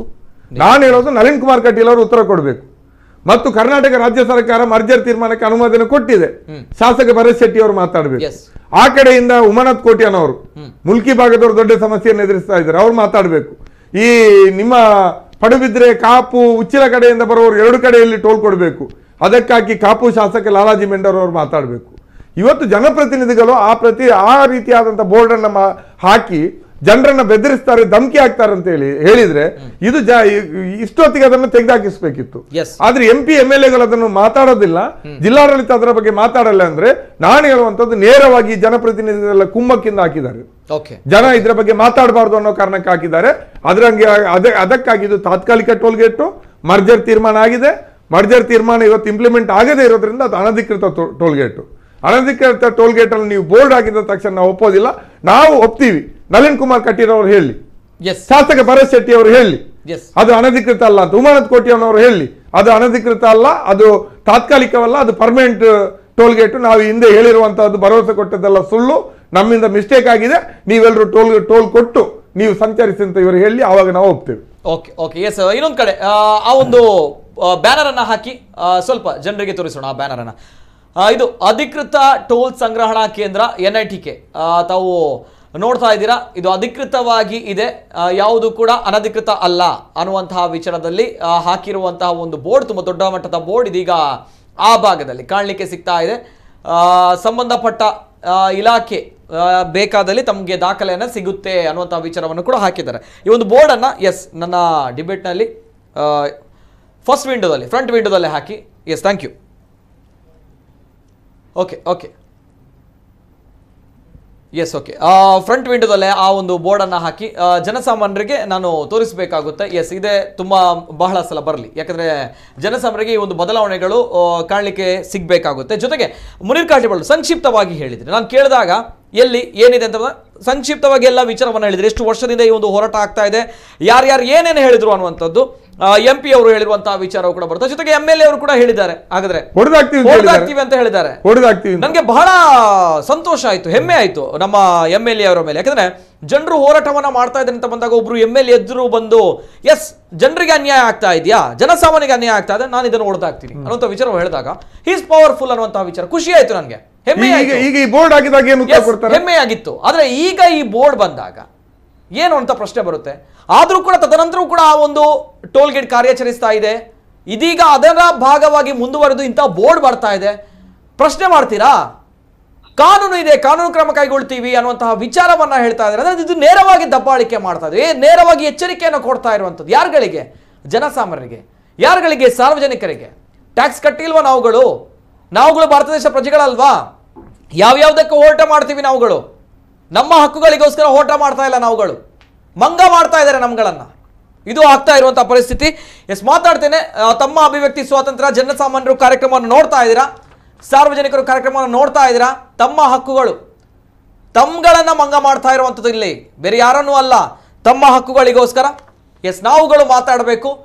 ತಮ್ಮ ಅಭಿವ್ಯಕ್ತಿ ಸ್ವಾತಂತ್ರ್ಯ ಕೂಡ, ಅಭಿಪ್ರಾಯ ಕೂಡ ಮುಕ್ತವಾಗಿರುವಂಥ ಅವಕಾಶ ಇದೆ. ತಮ್ಮ ಕರೆಗಳನ್ನು ನಾನು ಸ್ವೀಕಾರ ಮಾಡ್ತೇನೆ. ನಾನು ನೇರವಾಗಿ ನಮ್ಮ ಜೊತೆ ಮತ್ತೊಬ್ಬರು ಅತಿಥಿ ಜಾಯಿನ್ ಆಗಿದ್ದಾರೆ. ಈ ಒಂದು ಟೋಲ್ ಗೇಟ್ ಬಗ್ಗೆ ಸಂಕ್ಷಿಪ್ತವಾಗಿರುವಂತಹ ಸಮಗ್ರವಾಗಿರುವಂತಹ ಮಾಹಿತಿಯನ್ನು ಇವರು ಕೂಡ ಸಾಮಾಜಿಕ ಜಾಲತಾಣದಲ್ಲಿ ಹಾಕಿದ್ರು. ಬಹುಶಃ ಆ ಭಾಗದಲ್ಲೇ ಆಗ್ತಾ ಇರುವಂತಹ ದುರಂತ ವ್ಯವಸ್ಥೆಗಳ ಬಗ್ಗೆ ಕೈಗನ್ನಡಿಯನ್ನ ಇವರು ಸೋಷಿಯಲ್ ಮೀಡಿಯಾಗಳಲ್ಲಿ, ಜೊತೆಗೆ ಇವರು ಕೂಡ ಧ್ವನಿ ಎತ್ತಿದಂತಹ ವ್ಯಕ್ತಿ, ಸಾಮಾಜಿಕ ಹೋರಾಟಗಾರರು, ಟೋಲ್ ಗೇಟ್ ವಿರೋಧಿ ಹೋರಾಟ ಸಮಿತಿ ದಿಲ್ರಾಜ್ ಆಳ್ವ ಅವರು. ಫಸ್ಟ್ ರಿಯಾಕ್ಷನ್ ದಿಲ್ರಾಜ್ ಆಳ್ವ ಅವರೇ, ಇಷ್ಟು ದಿನ ತಾವು ಪರ್ಟಿಕ್ಯುಲರ್ ಆಗಿ ಬೊಬ್ಬೆ ಹಿಡ್ಕೊಂಡು ಬರ್ತಾ ಇದ್ರಿ, ಇದು ಅನಧಿಕೃತವಾಗಿರುವಂತಹ ಟೋಲ್ ಗೇಟ್, ಇದು ಲೀಸ್ಟ್ ನಲ್ಲೇ ಇಲ್ಲ, ಇದು ಇಲ್ಲೀಗಲ್ ಅನ್ನೋಂಥದ್ರೆ ಈಗ ಲೀಗಲ್ ಅನ್ನೋಂಥ ಬೋರ್ಡ್ ಬಂದಿದೆ. ಹಾಗಾದ್ರೆ ಇಲ್ಲಿ ಮಂಗ ಮಾಡಿರುವಂಥದ್ದು ದಿಲ್ರಾಜ್ ಆಳ್ವ ಅವರ ಅಥವಾ ಜನರು ಮಂಗ ಆಗಿರುವಂಥದ್ದು? ಫಸ್ಟ್ ರಿಯಾಕ್ಷನ್ ದಿಲ್ರಾಜ್ ಆಳ್ವ ಅವರೇ. ಕೇಳ್ತಾ ಇದೆಯಾ ದಿಲ್ರಾಜ್ ಆಳ್ವ ಅವರೇ? ಕೇಳ್ತಾ ಇದೆಯಾ? ಎಸ್ ದಿಲ್ರಾಜ್ ಆಳ್ವ ಕೇಳ್ತಾ ಇದೆ, ಮಾತಾಡಿ. ನಿತಿನ್ ಅವರು, ಈಗ ತಾವೇನ್ ಕೇಳಿದ್ರಿ, ನಾವು ಮಾಹಿತಿ ಹಕ್ಕಿನ ಅಡಿಯಲ್ಲಿ ನಾವು ಕೆಲವು ಪ್ರಶ್ನೆಗಳನ್ನು ಕೇಳಿದ್ವಿ. ಆದ್ರೆ ಇಲ್ಲೀಗಲ್ ಲೀಗಲ್ ಅಂತ ಹೇಳುವ ವಿಷಯದಲ್ಲಿ ನಮ್ಗೆ ಕೂಡ ಇವತ್ತು ಯಾವುದೇ ಒಂದು ಸರ್ಕಾರದ ಒಂದು ಏಜೆನ್ಸಿ NH ಇದ್ರಲ್ಲಿ ಕಲೆಕ್ಟ್ ಮಾಡಿ ಹಣ ಹೋಗುದಾದ್ರೆ ಅದು ಲೀಗಲ್ ಆಗಿರ್ಬೋದು, ಹಣ ಹೋಗ್ತಾ ಇರೋದು ಲೀಗಲ್. ನಾವು ಲೀಗಲ್ ವಿಷಯದಲ್ಲಿ ಮಾತಾಡ್ತಾ ಇಲ್ಲ, ನಾವು ಮಾತಾಡ್ತಾ ಇರೋದು ಸೈಂಟಿಫಿಕ್ ಅಥವಾ ಅನ್ಸೈಂಟಿಫಿಕ್ ಅಂತ ಹೇಳಿ ನಾವು ಪ್ರಶ್ನೆಯನ್ನು ಕೇಳ್ತಾ ಇದ್ದೇವೆ. ಯಾಕೆ ಈ ಪ್ರಶ್ನೆಯನ್ನು ಕೇಳ್ತಾ ಇದ್ದೇವೆ ಅಂತ ಹೇಳಿದ್ರೆ, ಒಂದು ಕ್ಷಮಿಸ್ಬೇಕು, ದಯಮಾಡಿ ಕ್ಷಮಿಸ್ಬೇಕು. ಇಲ್ಲಿ ಬರುವಂತ ಪ್ರಶ್ನೆ ಲೀಗಲ್ ಇಲ್ಲೀಗಲ್ ಯಾಕೆ ಬರುತ್ತೆ ಅಂತ ಬಂದಾಗ ಎಸ್ ಅಲ್ಲಿ ಹಾಕಿದರೆ ಕಾನೂನು ಕ್ರಮ ಕೈಗೊಳ್ತೀವಿ ಅನ್ನೋದು ಭಯ ಇದೆ ಕೆಲವರಿಗೆ ಮಾತಾಡ್ಲಿಕ್ಕೆ, ನಾನು ಒಪ್ಕೊಳ್ತೇನೆ. At the same time legal illegal ಯಾಕೆ ಬರುತ್ತೆ ಅಂತ ಬಂದಾಗ, ಏಕಾಏಕಿ ಈಗ ಲೀಗಲ್ ಆಗುತ್ತೆ ಅಂತ ಬಂದಾಗ ಈ ಹಿಂದೆ ನಾವು ಆರಿಸಿದಂತಹ ಜನಪ್ರತಿನಿಧಿಗಳು ಮಾತಾಡ್ತಾರೆ ಅಂತ ಇವತ್ತು ಅನ್ಸೈಂಟಿಫಿಕ್ ಸೈಂಟಿಫಿಕ್ ಅಂತ ಹೇಳಿ ನಾನು ಇವತ್ತು ಕೇಳ್ತಾ ಇದ್ದೆ. ಯಾಕೆಂತ ಹೇಳಿದ್ರೆ, ನಾನ್ ಕೇಳಿರುವಂತಹ ಪ್ರಶ್ನೆ ಏನಿತ್ತು ಅಂತ ಹೇಳಿ ಕೇಳಿದ್ರೆ, ಒಂದು ಟೋಲ್ ಬೂತ್ ಇಂದ ಇನ್ನೊಂದು ಟೋಲ್ ಬೂತ್ ಗೆ ಎಷ್ಟು ಡಿಸ್ಟೆನ್ಸ್ ಇರ್ಬೇಕಂತ ಹೇಳಿ. ಇದೇ NH ನವರು ಏನ್ ಹೇಳಿದ್ರು ಅಂತ ಹೇಳಿದ್ರೆ 60 ಕಿಲೋಮೀಟರ್ಗೆ ಒಂದು ಟೋಲ್ ಬೂತ್ ಇರ್ಬೇಕಂತ ಹೇಳಿ. ಇದು ಅವರೇ ಹೇಳಿರುವಂತ ಒಂದು ಪ್ರಶ್ನೆ. ಹಾಗಾದ್ರೆ ನಮ್ಮ ನಂತೂರಿಂದ ಬಂಟ್ವಾಳದಿಂದ ಸುರತ್ಕಲ್ಗಿರುವಂತದ್ದು 40 ಕಿಲೋಮೀಟರ್. 60 ಕಿಲೋಮೀಟರ್ಗೆ ಒಂದು ಇರಬೇಕಾದದ್ದು 45 ಕಿಲೋಮೀಟರ್ ನ ಪ್ರಾಜೆಕ್ಟ್ ಗೆ 2 ಟೋಲ್ ಗೇಟ್ ಅನ್ನ ಹಾಕಿದ್ದಾರೆ. ಇದೊಂದು. ಮತ್ತು ಯಾವುದೇ ರೀತಿಯಲ್ಲಿ ಕಾರ್ಪೊರೇಷನ್ ಲಿಮಿಟ್ ಅಲ್ಲಿ ಒಂದು ಟೋಲ್ ಬೂತ್ ಹಾಕ್ಬಾರ್ದಂತ ಇದ್ರೆ ಅದನ್ನು ಹಾಕಿದ್ದಾರೆ. ಇದನ್ನೆಲ್ಲ ನಾವು ಹೇಳಿರುವಂತದ್ದಲ್ಲ, ಹಿಂದೆ ಜನಪ್ರತಿನಿಧಿಗಳು ಹೇಳಿರುವಂತಹ ವಿಷಯಗಳು. ಆಗ ಈಗ ಮುನೀರ್ ಕಾಟಿಪಳ್ಳ ಅವರು ಹೇಳಿದಾಗೆ ಯಾವ ರೀತಿ ಹೇಳಿದ್ರು ಅಂತ ಹೇಳಿದ್ರೆ, ಇದು ಸ್ವಲ್ಪ ಸಮಯಕ್ಕೆ ನಾವು ಹಾಕಿರುವಂತದ್ದು, ಮತ್ತೆ ಇದನ್ನು ಯಜಮಾಡಿಗೆ ನಾವು ಮರ್ಜರ್ ಮಾಡ್ತೇವೆ. ಹಾಗಾದ್ರೆ ಈಗ ಯಜಮಾಡಿಯಿಂದ ಸುರತ್ಕಲ್ಗಿರುವಂತ ಡಿಸ್ಟೆನ್ಸ್ ಎಷ್ಟು ಅಂತ ಕೇಳಿದ್ರೆ 12 ಕಿಲೋಮೀಟರ್. ಜಗತ್ತಿನ ಎಲ್ಲಿಯೂ ಕೂಡ ಇಷ್ಟು ಒಂದು ಕಮ್ಮಿ ಡಿಸ್ಟೆನ್ಸ್ ಅಲ್ಲಿ ಇರುವಂತಹ ಟೋಲ್ ಇರ್ಲಿಕ್ಕೆ ಸಾಧ್ಯನೇ ಇಲ್ಲ. ಓಕೆ ದಿಲ್ರಾಜ್ ಅವರೇ, ಜಸ್ಟ್ ವೇಟ್, ಸಾರಿ. ಓಕೆ, ತಮ್ಮ ಈ ಒಂದು ಮಾತಿಗೆ ನಾನೊಂದು ಇಂಟರಪ್ಟ್ ಮಾಡ್ತಾ ಇರುತ್ತೆ, ಅದಕ್ಕೆ ಕ್ಷಮಿಸಬೇಕು. ಜೊತೆಗೆ ತಮ್ಮಲ್ಲಿ ಒಂದು ವಿಚಾರ, ಆ ಒಂದು ವಿಚಾರವನ್ನ ಮತ್ತೆ ರಿಪೀಟ್ ಮಾಡ್ತೀರಾ? ಜಗತ್ತಿನಲ್ಲಿ ಯಾವುದು ಕೂಡ ಇಲ್ಲ ಅನ್ನುವಂತ ವಿಚಾರವನ್ನ ತಾವು ಹೇಳಿದ್ರಿ. ಜಗತ್ತಲ್ಲಿ ಎಲ್ಲೂ ಇರ್ಲಿಕ್ಕಿಲ್ಲ. ಯಾಕಂತ ಹೇಳಿದ್ರೆ ನೋಡಿ, 12 ಕಿಲೋಮೀಟರ್ಗೆ ಒಂದು ಟೋಲ್ ಬೂತ್ ಇವತ್ತು ನಮ್ಮ ಯಜಮಾಡಿಯಿಂದ ಸುರತ್ಕಲ್ಗಿರುವಂತದ್ದು 11-12 ಕಿಲೋಮೀಟರ್. 11 ಇಟ್ಕೊಳ್ಳಿ ಮುನೀರ್ ಕಾಟಿಪಾಲ, ಯಾಕಂದ್ರೆ ಅವ್ರಿಗೆ ಬೇಸರ ಆಗೋದು ಬೇಡ. 12 ಇಟ್ಕೊಳ್ಳಿ, ಒಂದ್ ಸ್ವಲ್ಪ ಜಾಸ್ತಿ 12 ಇಟ್ಕೊಳ್ಳುವ. ಇಲ್ಲಿ ಇವತ್ತು 12 ಕಿಲೋಮೀಟರ್ ಡಿಸ್ಟೆನ್ಸ್ ಗೆ ಇನ್ನೊಂದು 2 ಟೋಲ್ ಬೂತ್ ಹಾಕ್ತಾರಂತ ಆದ್ರೆ ಇದು ಯಾವ ಒಂದು ಮಾನದಂಡದಲ್ಲಿ ಇವರು ಹಾಕಿದ್ದಾರೆ? ಇವತ್ತು ಇವರು ಬೋರ್ಡ್ ಹಾಕಿರ್ಬೋದು ಅದು ಇಲ್ಲೀಗಲ್ ಲೀಗಲ್ ಅಂತ ಹೇಳಿ. ಜನರೇನು ಇವತ್ತು ಹೆದರಿ ಮನೆಯಲ್ಲಿ ಕೂತ್ಕೊಳ್ಳುವಂತದ್ದು ವಿಷಯ ಬರುದಿಲ್ಲ. ಇವತ್ತು ಅವ್ರು ಬೋರ್ಡ್ ಎಷ್ಟು ಬೇಕಾದ್ರೆ ಹಾಕ್ಲಿ, ಯಾಕೆ 5 ವರ್ಷದ ಮುಂಚೆ ಇವ್ರು ಹಾಕ್ಲಿಲ್ಲ? ಜನರು ಇದೇ ರೀತಿ ಪ್ರತಿಭಟನೆ ಮಾಡಿದಿರಲ್ವಾ, ಹಾಗೆ ಇವರು ಬೋರ್ಡ್ ಹಾಕ್ಬೇಕಿತ್ತು. ನಿಜ ನಿಜ. ಹಾಕದಂತ ಬೋರ್ಡ್ ಇವತ್ತು ಯಾಕೆ ಬರ್ತದೆ? ಯಾಕೆ ಅಂತ ಹೇಳಿದ್ರೆ ಈಗ ಮುನೀರ್ ಕಾಟಿಪಾಲ್ ಅವರು ಹೇಳಿದ್ರು, ಇವತ್ತು ಏನಾಗಿದೆ ಅಂತ ಹೇಳಿದ್ರೆ ನಮ್ಮ ದೇಶದಲ್ಲಿ ಯಾರು ರಸ್ತೆಗಳನ್ನು ಮಾಡ್ತಾ ಇದ್ದಾರೆ ಅವರೇ ಕಾನೂನನ್ನು ಮಾಡ್ತಾ ಇದ್ದಾರೆ. ಇವತ್ತು ಇಷ್ಟು ವರ್ಷ ಅವರು ಮೌನವಾಗಿದ್ದು ಯಾವ ರೀತಿ ಅದನ್ನು ಕಾನೂನುಗಳನ್ನು ಮಾಡ್ಬೇಕು ಇದನ್ನೆಲ್ಲ ಮಾಡಿ ಇವತ್ತು ಈ ಬೋರ್ಡ್ ಗಳನ್ನ ಹಾಕಿರುವಂತದ್ದು. ಇವತ್ತು ನಾನು ಮೊನ್ನೆ ನಡೆದಂತಹ DC ಸಭೆಯಲ್ಲಿ ಕೂಡ ನಾನು ಪ್ರಶ್ನೆಯನ್ನು ಮಾಡಿದ್ದೆ. ಅಲ್ಲಿ ಇನ್ನೊಂದು ಮಾತು ಆ ಗಜೆಟ್ ನೋಟಿಫಿಕೇಶನ್ ಅಲ್ಲಿ ಏನಿದೆ ಅಂತ ಹೇಳಿದ್ರೆ, ಒಂದು ಟೋಲ್ ಬೂತ್ ಇಂದ ಇನ್ನೊಂದು ಬೂತ್ಗೆ 60 ಕಿಲೋಮೀಟರ್, ಇನ್ನು ಸ್ಪೆಷಲ್ ಕನ್ಸಿಡರೇಷನ್ ಅಲ್ಲಿ ಅದನ್ನು ಕಮ್ಮಿ ಮಾಡಬಹುದು. ಏನು ಸ್ಪೆಷಲ್ ಕನ್ಸಿಡರೇಷನ್ ಅಂತ ಹೇಳಿದ್ರೆ ಟನಲ್ ಮತ್ತು ಬೈಪಾಸ್ ಇರ್ಬೇಕಂತ ಹೇಳಿ. ಇವತ್ತು ಹೈವೇ ಅವರು ಒಂದು ಒಳ್ಳೆ ಒಂದು ಉತ್ತರವನ್ನು ನಂಗೆ ಕೊಟ್ರು. ಏನಂತ ಹೇಳಿದ್ರೆ, ಪಡೀಲಿಂದ ಏನು ನಮ್ಮ ರೂಟ್ ಆಗಿ ಏನ್ ಬರ್ತಾ ಇದೆ, ಇಲ್ಲಿ ಫ್ಲೈಓವರ್ ಮಾಡಿದ್ದಾರೆ ಅಪ್ ಟು ನಂತೂರು ಆ ರೋಡ್ ಮಾಡಿ, ಅದು ಬೈಪಾಸ್ ಅಂತ ಹೇಳಿ ಅವರು ಕನ್ಸಿಡರ್ ಮಾಡಿದಾರಂತೆ. ಆ ಬೈಪಾಸ್ ಅಂತ ಹೇಳಿ ಕನ್ಸಿಡರ್ ಮಾಡಿದಕ್ಕೆ ಸುರತ್ಕಲ್ ಅಲ್ಲಿ ಟೋಲ್ ಹಾಕಿರುವಂತದ್ದು. ಈಗ ಬೈಪಾಸ್ ಅಂತ ಹೇಳಿ ಅದು ಮೊದಲೇ ಅಲ್ಲಿ ರೋಡ್ ಇತ್ತು. ಇವರೇನು ಹೊಸ ರೋಡ್ ಮಾಡಿದ ಬಿಕರ್ನಕಟ್ಟೆ ರೋಡ್, ಅದೇನು ಇವರು ಹೊಸತ್ತು ಮಾಡಿದಲ್ಲ. ಬೈಪಾಸ್ ಅಂತ ಹೇಳಿಕ್ಕೆ ಇದು ಬೈಪಾಸ್ ಅಂತ ಹೇಳಿ ಇವರೇ ಅದನ್ನು ಸೃಷ್ಟಿ ಮಾಡಿಕೊಂಡು ಸುರತ್ಕಲ್ ಅಲ್ಲಿ ಟೋಲ್ ಹಾಕಿದ್ದಾರೆ ಅಂತ ಹೇಳಿ ಇವರ ವಾದ. ಇನ್ನೊಂದು ವಾದ ನೋಡಿ, ಇನ್ನೊಂದು ನಾನು ಅವ್ರ ಪ್ರಶ್ನೆಯನ್ನು ಕೇಳಿದೆ, ನಿಮ್ಮ ಟೋಟಲ್ ಪ್ರಾಜೆಕ್ಟ್ ನ ಕಾಸ್ಟ್ ಎಷ್ಟು? ಅದಕ್ಕೆ ಅವ್ರು ಹೇಳಿದ್ರು ಅದು 365 ಕೋಟಿ ಅಂತ ಹೇಳಿದ್ರು. ಆಯ್ತು, ಒಪ್ತೇನೆ, 365 ಕೋಟಿ. ಎಷ್ಟು ಕಲೆಕ್ಷನ್ ಇಷ್ಟುವರೆಗೆ ಆಗಿದೆ ಅಂತ ನಾನು ಮಾಹಿತಿ ಇಲ್ಲ ಅಂತ ಹೇಳಿದ್ದೆ. ನಿನ್ನೆ ನನ್ನ ಮನೆಗೆ ಪೋಸ್ಟ್ ಅಲ್ಲಿ ಹಾಕಿದ್ದಾರೆ 165 ಕೋಟಿ ನಂಗೆ ಇಷ್ಟುವರೆಗೆ ಕಲೆಕ್ಷನ್ ಆಗಿದೆ ಅಂತ ಹೇಳಿ. ಆದ್ರೆ ಮೊನ್ನೆ ಮೀಟಿಂಗ್ ಅಲ್ಲಿ ಅವ್ರು ಹೇಳ್ತಾರೆ ಅದು 220 ಕೋಟಿ. ಯಾಕಂತ ಹೇಳಿ ಒಂದ್ ಸ್ವಲ್ಪ 1-2 ತಿಂಗಳಾಗಿರ್ಬೋದು. 220 ಕೋಟಿ ಅವ್ರು ಹೇಳಿರುವಂತದ್ದು, 220 ಕೋಟಿ ಕಲೆಕ್ಷನ್ ಆಗಿದೆ ಅಂತ ಅವ್ರು ಹೇಳಿದ್ರು. ಹಾಗಾದ್ರೆ ಈಗ ಇವರು ಮಾಡಿರುವಂತ 365 ಕೋಟಿ ಪ್ರಾಜೆಕ್ಟ್ ಅಲ್ಲಿ 4 ಫ್ಲೈಓವರ್ ಗಳನ್ನು ಮಾಡಿದ್ದಾರೆ ನಿತಿನ್ ಅವರೇ. 4 ಫ್ಲೈಓವರ್ ಕೂಡ ಸಿಂಗಲ್ ಫ್ಲೈಓವರ್.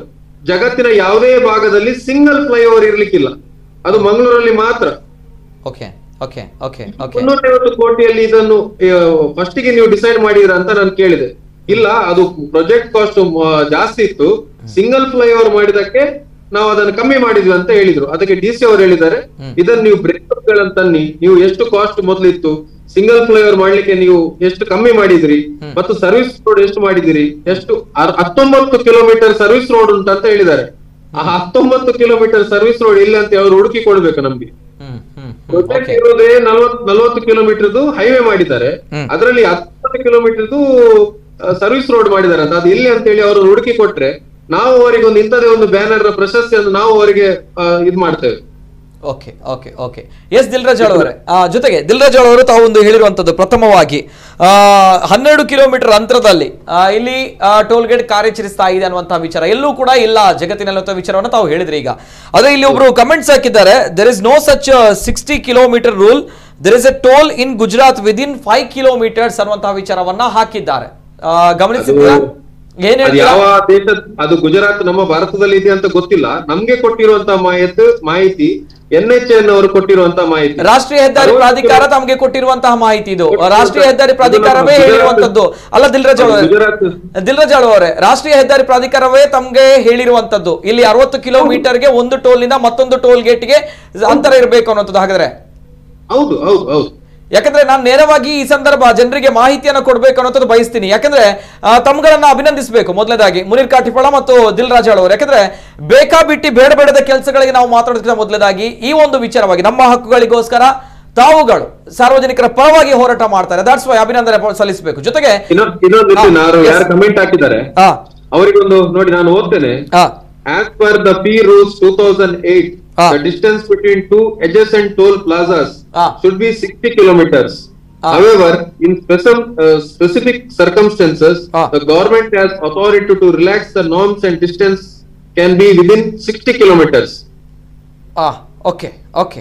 ಇದರಲ್ಲಿ ಸ್ಪೆಷಲ್ ಸರ್ಕಮ್ಸ್ಟೆನ್ಸ್ ಅಂತ ಹೇಳಿ ಬರ್ತಿದ್ದಾರೆ. ಅದೇನಂತ ಹೇಳಿದ್ರೆ ಒಂದು ಟನಲ್ ಇರಬೇಕು ಅಥವಾ ಬೈಪಾಸ್ ಗಳು ಇರಬೇಕು ಅಥವಾ ಬ್ರಿಡ್ಜಸ್ ಇರ್ಬೇಕಂತ ಹೇಳಿ ಅಲ್ಲಿ ಮೆನ್ಷನ್ ಮಾಡಿದ್ದಾರೆ. ಇಲ್ಲಿ ಯಾವುದೂ ಇಲ್ಲ, ಇಲ್ಲಿ ಈಗ ಅವ್ರು ಹೇಳ್ಬೇಕಷ್ಟೇ, ಯಾವ್ದು ಬೈಪಾಸ್ ಅಂತ ಹೇಳಿ ಹೇಳ್ಬೇಕಷ್ಟೇ, ಮತ್ತೇನ್ ಬೇರೆ ಏನು ಮಾಡ್ಲಿಲ್ಲ ಅವ್ರು ಹೇಳಿದ್ರೆ ನಾವು ನಂಬಬೇಕು, ಅದು ಬೈಪಾಸ್ ಸರ್ವಿಸ್ ರೋಡ್ ಅಂತ ತೋರಿಸಿದ್ರೆ ನಂಬಬೇಕು. ಜೊತೆಗೆ ರಾಷ್ಟ್ರೀಯ ಹೆದ್ದಾರಿ ಪ್ರಾಧಿಕಾರದಲ್ಲಿ ಇದೆ ಹಾಗಾದ್ರೆ 60 ಕಿಲೋಮೀಟರ್ ಮತ್ತು ಇನ್ನೊಂದು 60 ಕಿಲೋಮೀಟರ್ ಅಂತರ ಅಲ್ವಾ? ಓಕೆ, ಯಾಕಂದ್ರೆ ಇಲ್ಲಿ ಪ್ರಶ್ನೆ ಬಂದಿತ್ತು, ಒಂದು ಕಮೆಂಟ್ಸ್ ಬಂದಿದೆ. ಸೊ ದಟ್ಸ್ ವೈ ನಾನು ಎಲ್ಲದೂ ಕೂಡ ಕ್ಲಾರಿಫಿಕೇಶನ್ ಕೊಡಬೇಕು. ಇಲ್ಲಿ ಯಾರು ಕೂಡ ದಾರಿ ತಪ್ಪಿಸುವಂತ ಕೆಲಸ ಆಗಬಾರ್ದು, ಜನರಿಗೆ ಸರಿಯಾಗಿರುವಂತಹ ಮಾಹಿತಿ ಬೇಕು. ಇದರ ನಡುವೆ ಜನರ ಅನೇಕ ಕರೆಗಳು ಬರ್ತಾ ಇದೆ, ಅನೇಕ ಜನರು ವೀಕ್ಷಕರು ಕಾರ್ಯಕ್ರಮ ನೋಡ್ತಾ ಇದ್ರೆ ಕರೆಗಳು ಬರ್ತಾ ಇದೆ. ತಮ್ಮ ಅಭಿವ್ಯಕ್ತಿ ಸ್ವಾತಂತ್ರ್ಯ, ತಮ್ಮ ಅಭಿಪ್ರಾಯ ಕೂಡ ಮುಕ್ತವಾಗಿರುವಂತಹ ಅವಕಾಶ, ತಮ್ಮ ಹಕ್ಕುಗಳು. ಹಾಗಾಗಿ ಪ್ರಥಮ ಕರೆ ಇದೆ. ಹಲೋ ಸರ್, ನಮಸ್ತೆ ಸರ್. ನಮಸ್ತೆ, ಧ್ವನಿ ಕೇಳ್ತಾ ಇದೆಯಾ ಸರ್? ನಮಸ್ತೆ, ಧ್ವನಿ ಕೇಳ್ತಾ ಇದೆಯಾ? ಓಕೆ, ಕರೆ ಕಟ್ ಆಗಿದೆ. ದಯಮಾಡಿ ಕರೆ ಮಾಡಿದಾಗ ಟಿವಿ ಮ್ಯೂಟ್ ಮಾಡಿ ಕರೆ ಮಾಡಿ, ಇಲ್ದಿದ್ರೆ ಕರೆ ಕಟ್ ಆಗುತ್ತೆ. Yes sir. ನೋಡಿ, ಈಗ ದಿಲ್ರಾಜ್ ಅವರು ಹೇಳಿದ್ದನ್ನು ನಾನು ಸ್ವಲ್ಪ ಕಂಟಿನ್ಯೂ ಮಾಡ್ತೀನಿ. ಈಗ 60 ಕಿಲೋಮೀಟರ್ ಒಂದು ಹೆದ್ದಾರಿಯಲ್ಲಿ ಟೋಲ್ ಗೇಟ್ ಇರಬೇಕಾದಂತ ಡಿಸ್ಟೆನ್ಸ್ ಅಂತ ಹೇಳಿದ್ದಾರೆ. ಅಂತರಗಳು 60 ಕಿಲೋಮೀಟರ್ ಇರಬೇಕು ಅಂತ. ಆದ್ರೆ ಅಲ್ಲೇ ತಿದ್ದುಪಡಿ ಮಾಡಿಕೊಂಡು ಆಪ್ಷನ್ಗಳನ್ನು ಇಟ್ಟಿದ್ದಾರೆ. ಕೆಲವು ಸಂದರ್ಭದಲ್ಲಿ ಬದಲಾಯಿಸಬಹುದು. ಬದಲಾಯಿಸೋದಕ್ಕೇನು, ಬೇರೆ ಬೇರೆ ಸಂದರ್ಭದಲ್ಲಿ ರಸ್ತೆಗಳು ನಿರ್ಮಾಣ ಆಯ್ತು, ಬೇರೆ ಬೇರೆ ಗುತ್ತಿಗೆದಾರರಿಗೆ ಕೊಟ್ಟರು, ಪಬ್ಲಿಕ್ ಪ್ರೈವೇಟ್ ಪಾರ್ಟ್ನರ್ಶಿಪ್ ಅಲ್ಲಿ ಒಂದು ರೋಡು, ಇನ್ನೊಂದು ರೋಡ್ ಇವರದೇ. ಈ ರೀತಿ ಆದಾಗ ಬೇರೆ ಬೇರೆ ರೋಡ್ಗಳು ಕನೆಕ್ಟ್ ಆಗುವಾಗ, ಬೇರೆ ಬೇರೆ ಗುತ್ತಿಗೆದಾರರು ನಿರ್ಮಾಣ ಮಾಡಿದ್ದು ಕನೆಕ್ಟ್ ಆದಾಗ ಟೋಲ್ ಗೇಟ್ ನ ಅಂತರಗಳನ್ನ ಕಡಿಮೆ ಮಾಡಬಹುದು ಅಂತ.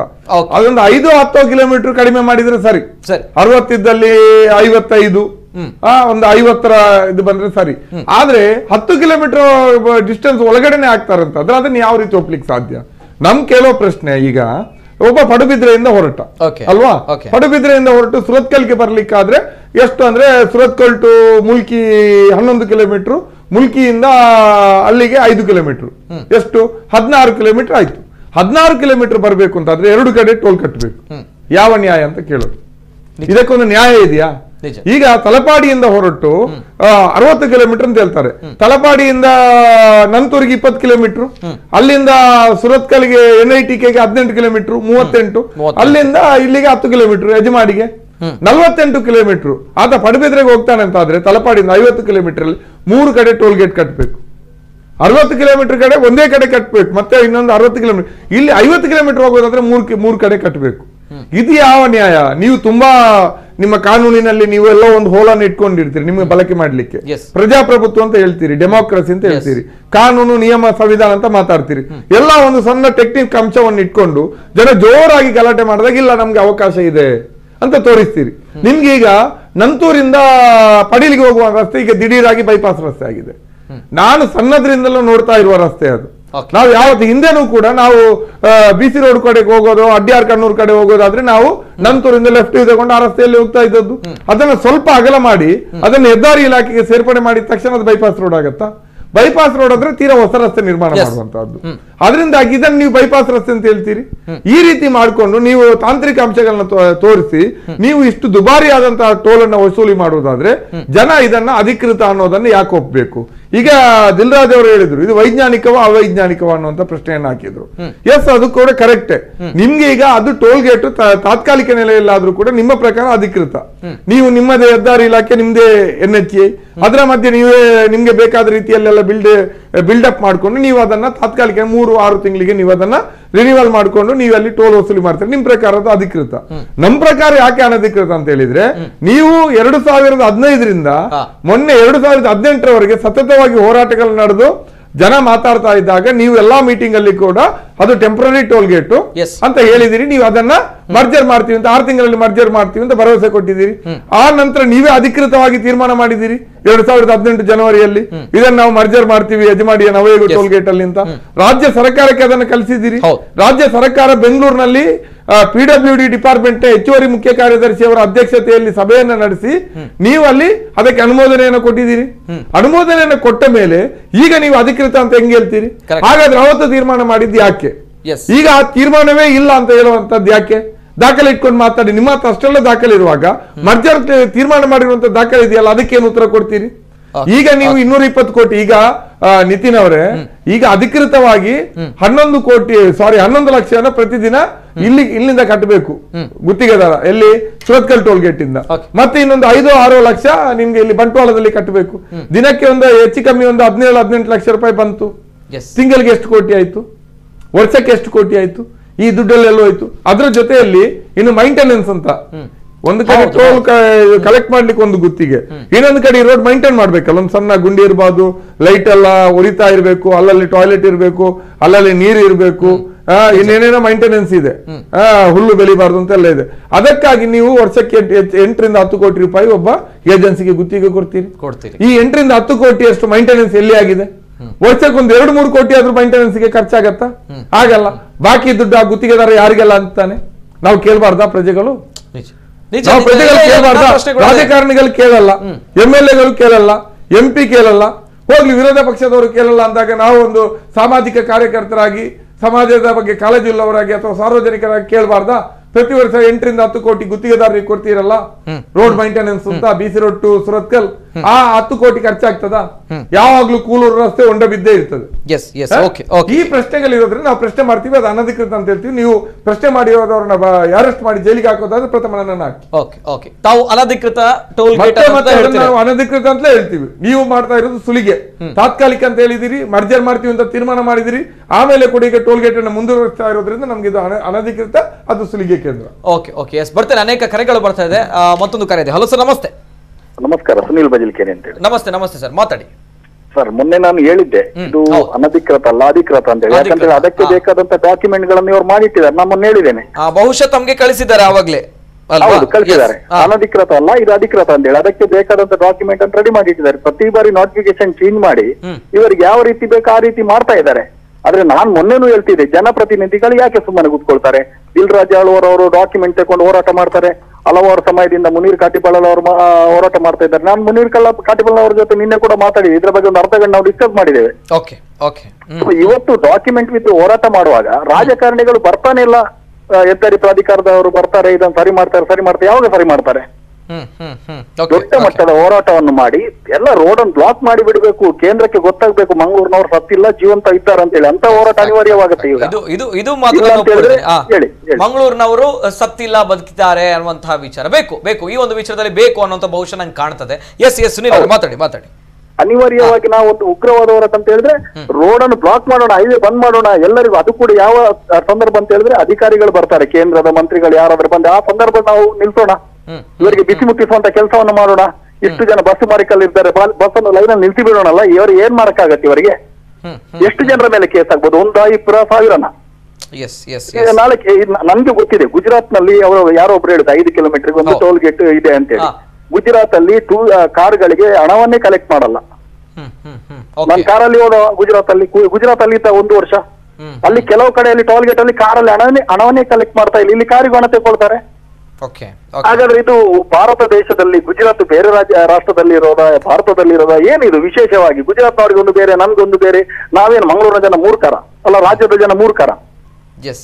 ಜನಪ್ರತಿನಿಧಿಗಳು ಸತ್ತಿದಾರ ಅಂತ ನಾನು ಮೊನ್ನೆನೂ ಕೇಳಿದ್ದೇನೆ, ಅನಿವಾರ್ಯವಾಗಿ ಹೇಳ್ತಿದ್ದೇನೆ. ಇವತ್ತು ಅವ್ರು ನಿಜವಾಗಿ ಸತ್ತಿದಾರ ಅಂತ ಕಾಣ್ತದೆ.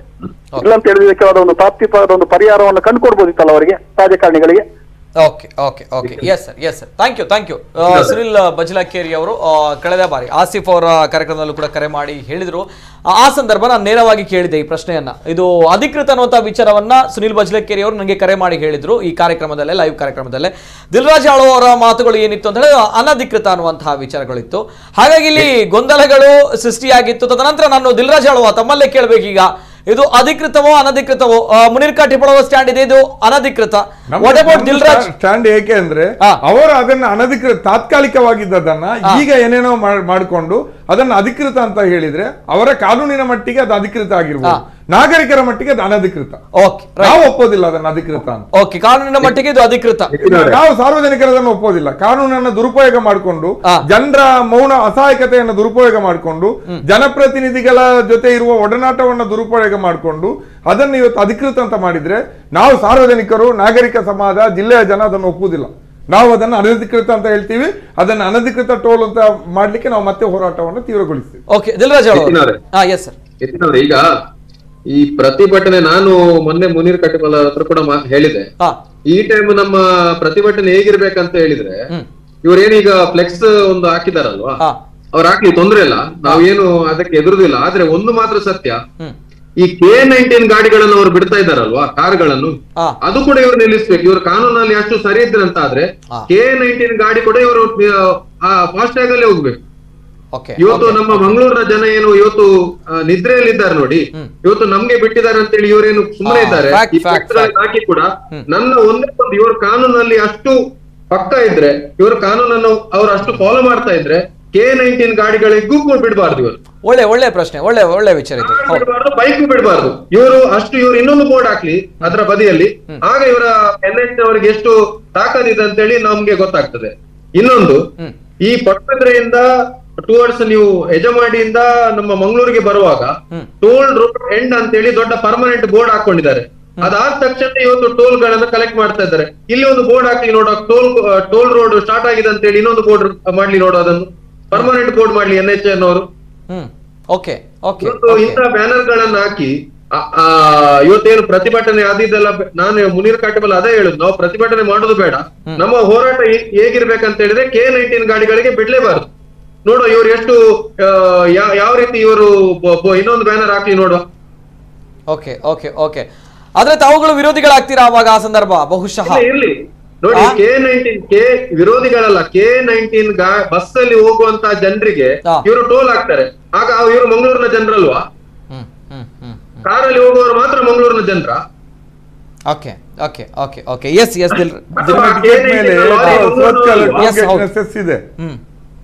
ಅಷ್ಟೇ ಇದೆ ಅಲ್ಲ, ಅವರಿಗೆ ನಾವು ಟ್ಯಾಕ್ಸ್ ಕಟ್ತೇವೆ, ಬಿಡ್ಲಿ, ಅದು ಮಾಡ್ಲಿ ಇವರು. ಓಕೆ ದಿಲ್ರಾಜ್ ಅವರು ಬರ್ತೇನೆ ಸರ್. ಜೊತೆಗೆ ನಮ್ಮ ಜೊತೆ ದೂರವಾಣಿ ಸಂಪರ್ಕದಲ್ಲಿ ಎಸ್, ಹಲೋ ಸರ್, ನಮಸ್ತೆ ಸರ್. ಧ್ವನಿ ಕೇಳ್ತಾ ಇದೆಯಾ? ಹಾ ಸರ್, ನಮಸ್ತೆ ಸರ್. ನನ್ನ ಹೆಸರು ಅರುಂಧತಿ ಅಂತ ಅಂದ್ಬಿಟ್ಟು ಸರ್. ನಮಸ್ತೆ ಮೇಡಮ್, ನಮಸ್ತೆ. ಅರುಂಧತಿ ಅವರು, ಮಂಗಳಮುಖಿ ಅವರು, ಅರುಂಧತಿ ಅವರು. ಎಸ್, ಆ ಭಾಗದಲ್ಲಿ ಮೊನ್ನೆ ತಾನೆ ತುಂಬಾ ದೊಡ್ಡ ಮಟ್ಟದ ಚರ್ಚೆ ಆಗಿರುವಂತದ್ದು ಮಂಗಳಮುಖಿಯರ ವಿಚಾರವಾಗಿಯೂ ಕೂಡ. ಎಸ್ ಮೇಡಮ್, ಎಸ್, ಮಾತಾಡಿ. ಸರ್, ಮೊನ್ನೆ ಆದಂತ ನಮ್ಮ ಮೇಲ್ ಕ್ರೈಸಿಸ್ ಅಲ್ಲಿ ಸರ್, ನಮ್ಮವ್ರದ್ದು ಕೆಲವೊಂದು ತಪ್ಪಿದೆ ಸರ್, ಇಲ್ಲ ಅಂತ ಹೇಳುದಿಲ್ಲ. ಬಟ್ ಆದ್ರೆ ಅವ್ರು ನಮ್ಗೆ ಸರ್ ನಮ್ಗೆ ದಾರಿ ಸರ್, ಒಂದು ಹೊಟ್ಟೆಪಾಡ್ ಮಾಡ್ಲಿಕ್ಕೆ ನಮಗೆ ಸೆಕ್ಸ್ ವರ್ಕ್ ಇರೋದು, ಅದ್ ಬಿಟ್ರೆ ಭಿಕ್ಷಾಟನೆ ಮಾಡೋದು ಸರ್. ನಮ್ಗೆ ಇವೆರಡು ದಾರಿ ಬಿಟ್ಟು ನಾವು ಕೆಲವೊಬ್ರು ಎಜುಕೇಶನ್ ಮಾಡಿದೀವಿ, ಕೆಲವೊಬ್ರು ಎಜುಕೇಶನ್ ಮಾಡ್ಲಿಲ್ಲ. ನಾವು ಬರ್ಬೇಕಾದ್ರೆ ಸರ್ ನಾವು ಓಪನ್ ಇಟ್ಕೊಂಡ್ ಬಂದಿದೀವಿ. ನಾವು ಬರ್ಬೇಕಾದ್ರೆ ಸರ್ ನಾವ್ ಇವತ್ತು ವಲಸೆ ಬಂದಿದೀವಿ, ಇಲ್ಲ ಅಂತ ಹೇಳುದಿಲ್ಲ ಸರ್. ನಾವು ಅಪ್ಪ ಅಮ್ಮನ ಮನೆ ಬಿಟ್ಟು ಏನಕ್ಕೆ ಹೊರಗಡೆ ಬಂದಿದೀವಿ ಅಂದ್ರೆ ಸರ್, ಅಪ್ಪ ಅಮ್ಮನ ಜೊತೆ ಇರಕ್ ಆಗುದಿಲ್ಲ ಸರ್ ನಾವು ಜೀವನ ಮಾಡ್ಲಿಕ್ಕೆ. ಅವ್ರು ಹೇಳೋದು ಒಂದೇ ಮಾತು, ನೀವು ನಮ್ ಕಣ್ ಮುಂದೆ ಇದ್ದು ನಮ್ಮ ಮಾನ ಮರ್ಯಾದೆ ತೆಗಿಬೇಡಿ, ದೂರ ಎಲ್ಲಾದ್ರೂ ಹೋಗಿ ಬದಿಕೊಳ್ಳಿ ಅಂತ ಹೇಳುವಾಗ ಸರ್ ನಾವು ವಲಸೆ ಬರ್ಲೇಬೇಕು. ಮೊನ್ನೆ ಸರ್ ಆಗಿದ್ ಇನ್ಸಿಡೆಂಟ್ ಏನಂತ ಹೇಳಿದ್ರೆ, ನಮ್ಮವರು ನೈಟ್ ಕಲೆಕ್ಷನ್ ಮುಗಿಸ್ಕೊಂಡು ಬರ್ತಾ ಇದ್ರಂತೆ ಸರ್. ಬರ್ತಿರ್ಬೇಕಾದ್ರೆ ನಮ್ಮ ಆಸಿಫ್ ಸರ್ ಇದ್ರಲ್ಲ ಸರ್, ಅವ್ರು ಕರೆದಂತೆ ಸರ್, ಬಂದ್ರಮ್ಮ ಏನ್ರಮ್ಮ ನಿಮ್ ಸಮಸ್ಯೆ ಏನು ಇತ್ತ ಅಂತ ಕೇಳಿದ್ರಂತೆ ಸರ್. ಕೇಳ್ತಾ ಅವ್ರ ಅಂದ್ರಂತೆ ಸರ್, ನೀವು ಗಂಡಸಲ್ವಾ, ನೀವು ವೇಷ ಹಾಕಿರೋರಲ್ವಾ ಅಂತ ಅವ್ರ ಅಂದ್ರಂತೆ ಸರ್. ಬಂದಾಗ ಸರ್ ಇವಾಗ ನಾವ್ ಬರ್ಬೇಕಾದ್ರೆ ಸರ್, ನಮ್ಗೆ ಆಪರೇಷನ್ ಮಾಡ್ಕೊಳ್ಬೇಕಾದ್ರೆ ನಮ್ಗೆ 2-3 ಲಕ್ಷ ನಮ್ಗೆ ಖರ್ಚಿರುತ್ತೆ ಸರ್. ನಾವ್ ಆಸ್ಪತ್ರೆ ಕಳಿಸ್ಬೇಕು, ಕಟ್ಬೇಕು. ನಮ್ಗೆ ಇವಾಗ ಬಂದ ತಕ್ಷಣ ನಮ್ಗೆ ಯಾರು ಕೊಡುದಿಲ್ಲ ಸರ್. ನಾವು ದುಡ್ದು ನಾವು ಓಪನ್ ಇಟ್ಕೊಂಡ್ ಬರ್ತೀವಿ ಸರ್. ನಾವು ಸರ್ ನಮ್ ಫೀಲಿಂಗ್ಸ್ ಸರ್, ನಮ್ಗೆ 22 ವರ್ಷ 23 ವರ್ಷ ಆಗತ್ತಂತ ನಮ್ಗೆ ಫೀಲಿಂಗ್ಸ್ ಹಾಗೆ ಇರುತ್ತೆ ಸರ್. 23 ವರ್ಷ ಕಳೆದ ನಂತರ ನಾವು ಹುಡ್ಗಿ ಆಗ್ಲೇಬೇಕು ಅಂತ ತೀರ್ಮಾನ ಮಾಡ್ಕೊಂಡು ಬಂದಿರ್ತೀವಿ. 23 ವರ್ಷ ನಾವು ಸರ್ ನಾವು ಪ್ಯಾಂಟ್ ಶರ್ಟ್ ಅಲ್ಲೇ ಇರ್ತೀವಿ. ನಮ್ಗೆ 18 ವರ್ಷದಿಂದಾನೇ ಗಡ್ಡಮೀಸ ಬಂದಿರುತ್ತೆ ಸರ್. ಅದಕ್ಕೆ ಆದಂತ ಮೆಡಿಸಿನ್ಸ್ಗಳು, ಅದಕ್ಕೆ ಆದಂತ ಪ್ರೊಸೆಸಿಂಗ್ ಏನಿರುತ್ತೆ ಸರ್. ಇವಾಗ ನಮ್ಗೆ ಗಡ್ಡಮೀಸ ಬರಬಾರ್ದು ಅಂದ್ರೆ ಸರ್, ಅದಕ್ಕೆ ಸೆಟ್ಟಿಂಗ್ಸ್ ಇರ್ತವೆ, ಅದಕ್ಕೆ ಟ್ರೀಟ್ಮೆಂಟ್ ಇರುತ್ತೆ. ಅದಕ್ಕೆಲ್ಲ ನಾವು ಮಾಡ್ಬೇಕಂದ್ರೆ ನಾವು ಟೋಪನ್ ಇಟ್ಕೋಬೇಕು. ಆ ಪರಿಸ್ಥಿತಿ ನಾವು ಟೋಪನ್ ಇಟ್ಕೊಂಡು ನಾವು ಜೀವನ ಮಾಡ್ಬೇಕಾಗುತ್ತೆ ಸರ್. ಆದ್ರೆ ಇವ್ರು ಆಸಕ್ತರು ಸರ್, ಮಾತೆತ್ತರೆ ಗಂಡಸರು ಅಂದ್ರೆ ನಾವು ಗಂಡಸರಾಗಿ ನಮ್ಗೆ ಜನ್ಮ ಕೊಟ್ಟಿರೋದು ಸರ್. ನಮ್ ತಾಯಿ ತಂದೆ ಗಂಡಸರಾಗಿ ನಮ್ಗೆ ಜನ್ಮ ಕೊಟ್ಟಿರೋದು, ಗಂಡ್ ಮಗು ಅಂತಾನೆ ನಮ್ಮನ್ನ ಇಟ್ಟಿರೋದು ಸರ್. ಆದ್ರೆ ನಮ್ ಫೀಲಿಂಗ್ಸ್ ಗಳಿಗೆ ನಾವು ಬೆಲೆ ಕೊಟ್ಟು ಮನೆ ಮಾಡ್ತಾ ಬಿಟ್ಟು, ನಮ್ಮಲ್ಲಿ ಸರ್ ಎಷ್ಟೋ ಜನ ತುಂಬಾ ದೊಡ್ಡ ರಿಚ್ ಫ್ಯಾಮಿಲಿ ಇದಾರೆ ಸರ್. ಆದ್ರೆ ಅವ್ರ ಆಸ್ತಿ ಅಂತ ಬೆಲೆ ಕೊಡದಂತೆ ಸರ್ ಇವತ್ತು ಅವ್ರು ಬಂದು ನಿಜವಾಗ್ಲೂ ಸರ್ ಎಷ್ಟು ಕುಟುಂಬದಲ್ಲಿ ಆಗಿದೆ ಸರ್.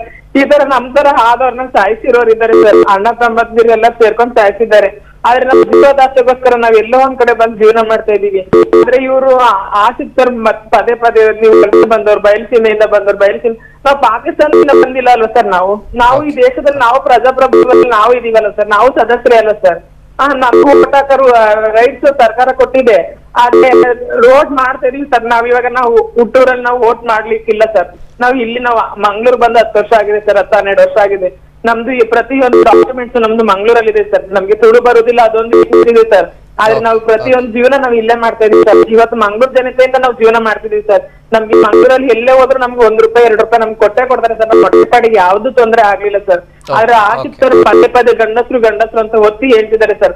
ಆಮೇಲೆ ಆಶಿಕ್ತರು ಏನಂದಿದ್ದಾರೆ, ನಿಮ್ ಹತ್ರ ಏನ್ ಉಂಟು, ನಿಮ್ ಹತ್ರ ಎಂತ ಉಂಟು ಅಂತ ಕೇಳುವಾಗ ಸರ್ ನಾವ್ ಏನಂತ ನಾವು ಉತ್ತರ ಕೊಡ್ಬೇಕು. ನಾವು ಈ ಕಡೆ ನಾವು ಗಂಡು ಅಂತ ಹೇಳ್ಕೊಳಂಗಿಲ್ಲ, ಈ ಕಡೆ ಹೆಣ್ಣು ಅಂತ ಹೇಳ್ಕೊಳಂಗಿಲ್ಲ ಸರ್. ನಾವು ಅಂತ ಪರಿಸ್ಥಿತಿ ನಾವಿರ್ಬೇಕಾದ್ರೆ ನಮ್ಮನ್ನ ಒತ್ತಿ ಕೇಳಿದ್ರಿಂದ ನಾವು ಏನ್ ಉತ್ತರ ಕೊಡ್ಬೇಕು ಸರ್? ನಾವು ಸಮಾಜದಲ್ಲಿ ಈ ತರ ಹುಟ್ಟಿರೋದೇ ತಪ್ಪು ಸರ್. ನಾವು ಮೇಡಮ್ ಸಾರಿ ನಾವ್ ಈ ತರ ನಾವ್ ಜೀವ ಕಳ್ಕೊಂಡ್ಬಿಡ್ಬೇಕ, ನಾವ್ ಈ ತರ ಹುಟ್ಟಿದೀವಿ ಅಂತ ಅನ್ಬಿಟ್ಟು ಆ ಜೀವದೊಂದು ಆಸೆಗೋಸ್ಕರ ನಾವ್ ಬದುಕಿರೋದು. ನಮ್ಗೆ ಯಾವ್ದೇ ಆಸೆ ಆಕಾಂಕ್ಷೆ ನಮ್ಗೆ ಯಾವ್ದು ಇಲ್ಲ ಸರ್. ನಮ್ಗೆ ಇವತ್ತು ನಮ್ಗೆ ಬದುಕ್ಲಿಕ್ಕೆ ಇವ್ರು ಹೇಳಿದ್ರು ಅಂತ ಅನ್ಬಿಟ್ಟು ಸರ್ ಎಷ್ಟೋ ಜನ ಆತ್ಮಹತ್ಯೆ ಮಾಡ್ಕೊಂಡಿದ್ದಾರೆ ಸರ್ ನಮ್ ಕಮ್ಯುನಿಟಿ ಅವರು. ಆದ್ರೆ ನಾವು ಮೇಡಮ್ ಅರುಂಧತಿ ಅವರೇ ದಯಮಾಡಿ ಕ್ಷಮಿಸ್ಬೇಕು. ಇಲ್ಲ ಅರ್ಥ ಆಗುತ್ತೆ, ತಮ್ಮ ನೋವು, ಬೇಸರ, ಹತಾಶೆ ಎಲ್ಲವೂ ಕೂಡ ಅರ್ಥ ಆಗುತ್ತೆ. ದಯಮಾಡಿ ಕ್ಷಮಿಸ್ಬೇಕು. ಇಲ್ಲ ಸರ್ ನಾವು ತಲೆ ಎತ್ಕೊಂಡು ಓಡಾಡ್ಲಿಕ್ಕೆ ಆಗ್ತಿಲ್ಲ ಸರ್. ನಾವು ನಮ್ಮ ಪರಿಸ್ಥಿತಿ ಯಾರಿಗೂ ಬೇಡ ಸರ್. ನಮ್ ನಿಜವಾಗ್ಲೂ ಅಂತ ಪರಿಸ್ಥಿತಿ ನಾವಿದೀವಿ. ತಪ್ಪು ಇಲ್ಲ ಅರ್ಥ ಆಗುತ್ತೆ. ಅರುಂಧತಿ ಮೇಡಮ್ ಮರ್ಮಂಗ ತೋರಿಸಿದ್ದು ತಪ್ಪು ಸರ್, ಇಲ್ಲ ಅಂತ ಹೇಳಲ್ಲ. ಆದ್ರೆ ಅವ್ರ ಹತ್ರ ಕೇಳಿದಾಗ ನಮ್ಗೆ ಬೇರೆ ದಾರಿ ಏನಿತ್ತು ಸರ್? ನಮ್ಗೆ ಸರ್ ನಮ್ಗೆ ಡಾಕ್ಟರ್ ಸರ್ಟಿಫಿಕೇಟ್ ಇಲ್ಲ ಸರ್. ನೋಡಿ ನಾವು ಜೆಂಡರ್ ಚೇಂಜ್ ಆಗಿದೀವಿ ಅಂತ. ಇಲ್ಲ ಮೇಡಮ್ ಇಲ್ಲ ಅರ್ಥ ಆಗುತ್ತೆ ಮೇಡಮ್. ದಯಮಾಡಿ ಕ್ಷಮಿಸ್ಬೇಕು. ನಮ್ ಪರಿಸ್ಥಿತಿ ಅರ್ಥ ಆಗುತ್ತೆ. ಈ ಜೀವ ಇವಾಗ್ಲೇ ಲಾಸ್ಟ್ ಆಗ್ಬಿಡ್ಲಿ ಸರ್. ನಮ್ಗೆ ಇನ್ನೊಂದ್ ಜನ್ಮ ಅಂತ ಇದ್ರೆ ಈ ಮನುಷ್ಯ ಜನ್ಮನ ಬೇಡ ಸರ್. ಇವತ್ತು ಪಬ್ಲಿಕ್ ನಮ್ಗೆ ಇನ್ನೊಂದ್ ಸ್ವಲ್ಪ ದಿನ ಹೋದ್ರೆ ನಮ್ಗೆ ಕಲ್ಲಲ್ಲಿ ಹೊಡೆಯೋ ಪರಿಸ್ಥಿತಿನೂ ಬರುತ್ತೆ ಸರ್ ನಮ್ಗೆ. ಆದ್ರೆ ನಾವು ಏನ್ ಮಾಡ್ಬೇಕಂದ್ರೆ ಮುಂದೆ ನಮ್ಗೆ ದಾರಿನೇ ಇಲ್ಲದಂಗೆ ನಿಂತಿದೀವಿ ಸರ್. ನಾವು ಈ ಕಡೆ ಅಪ್ಪ ಅಮ್ಮನ ಮನೆಗೆ ಹೋಗಕ್ಕಾಗಲ್ಲ ಸರ್. ಅಪ್ಪ ಅಮ್ಮ ನಮ್ಗೆ ನೀವು ಬರ್ಬೇಡಿ, ನಿಮ್ಮಿಂದ ನಮ್ಗೆ ಮಾನ ಮರ್ಯಾದೆ ಹೋಗುತ್ತೆ ಅಂತ ಹೇಳ್ತಾರೆ.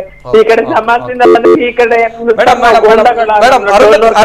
ಅರುಂಧತಿ ಮೇಡಮ್ ದಯಮಾಡಿ ಕ್ಷಮಿಸ್ಬೇಕು. ಅರ್ಥ ಆಗುತ್ತೆ, ತಮ್ಮ ನೋವು, ಹತಾಶೆ ಎಲ್ಲವೂ ಕೂಡ ಅರ್ಥ ಆಗುತ್ತೆ.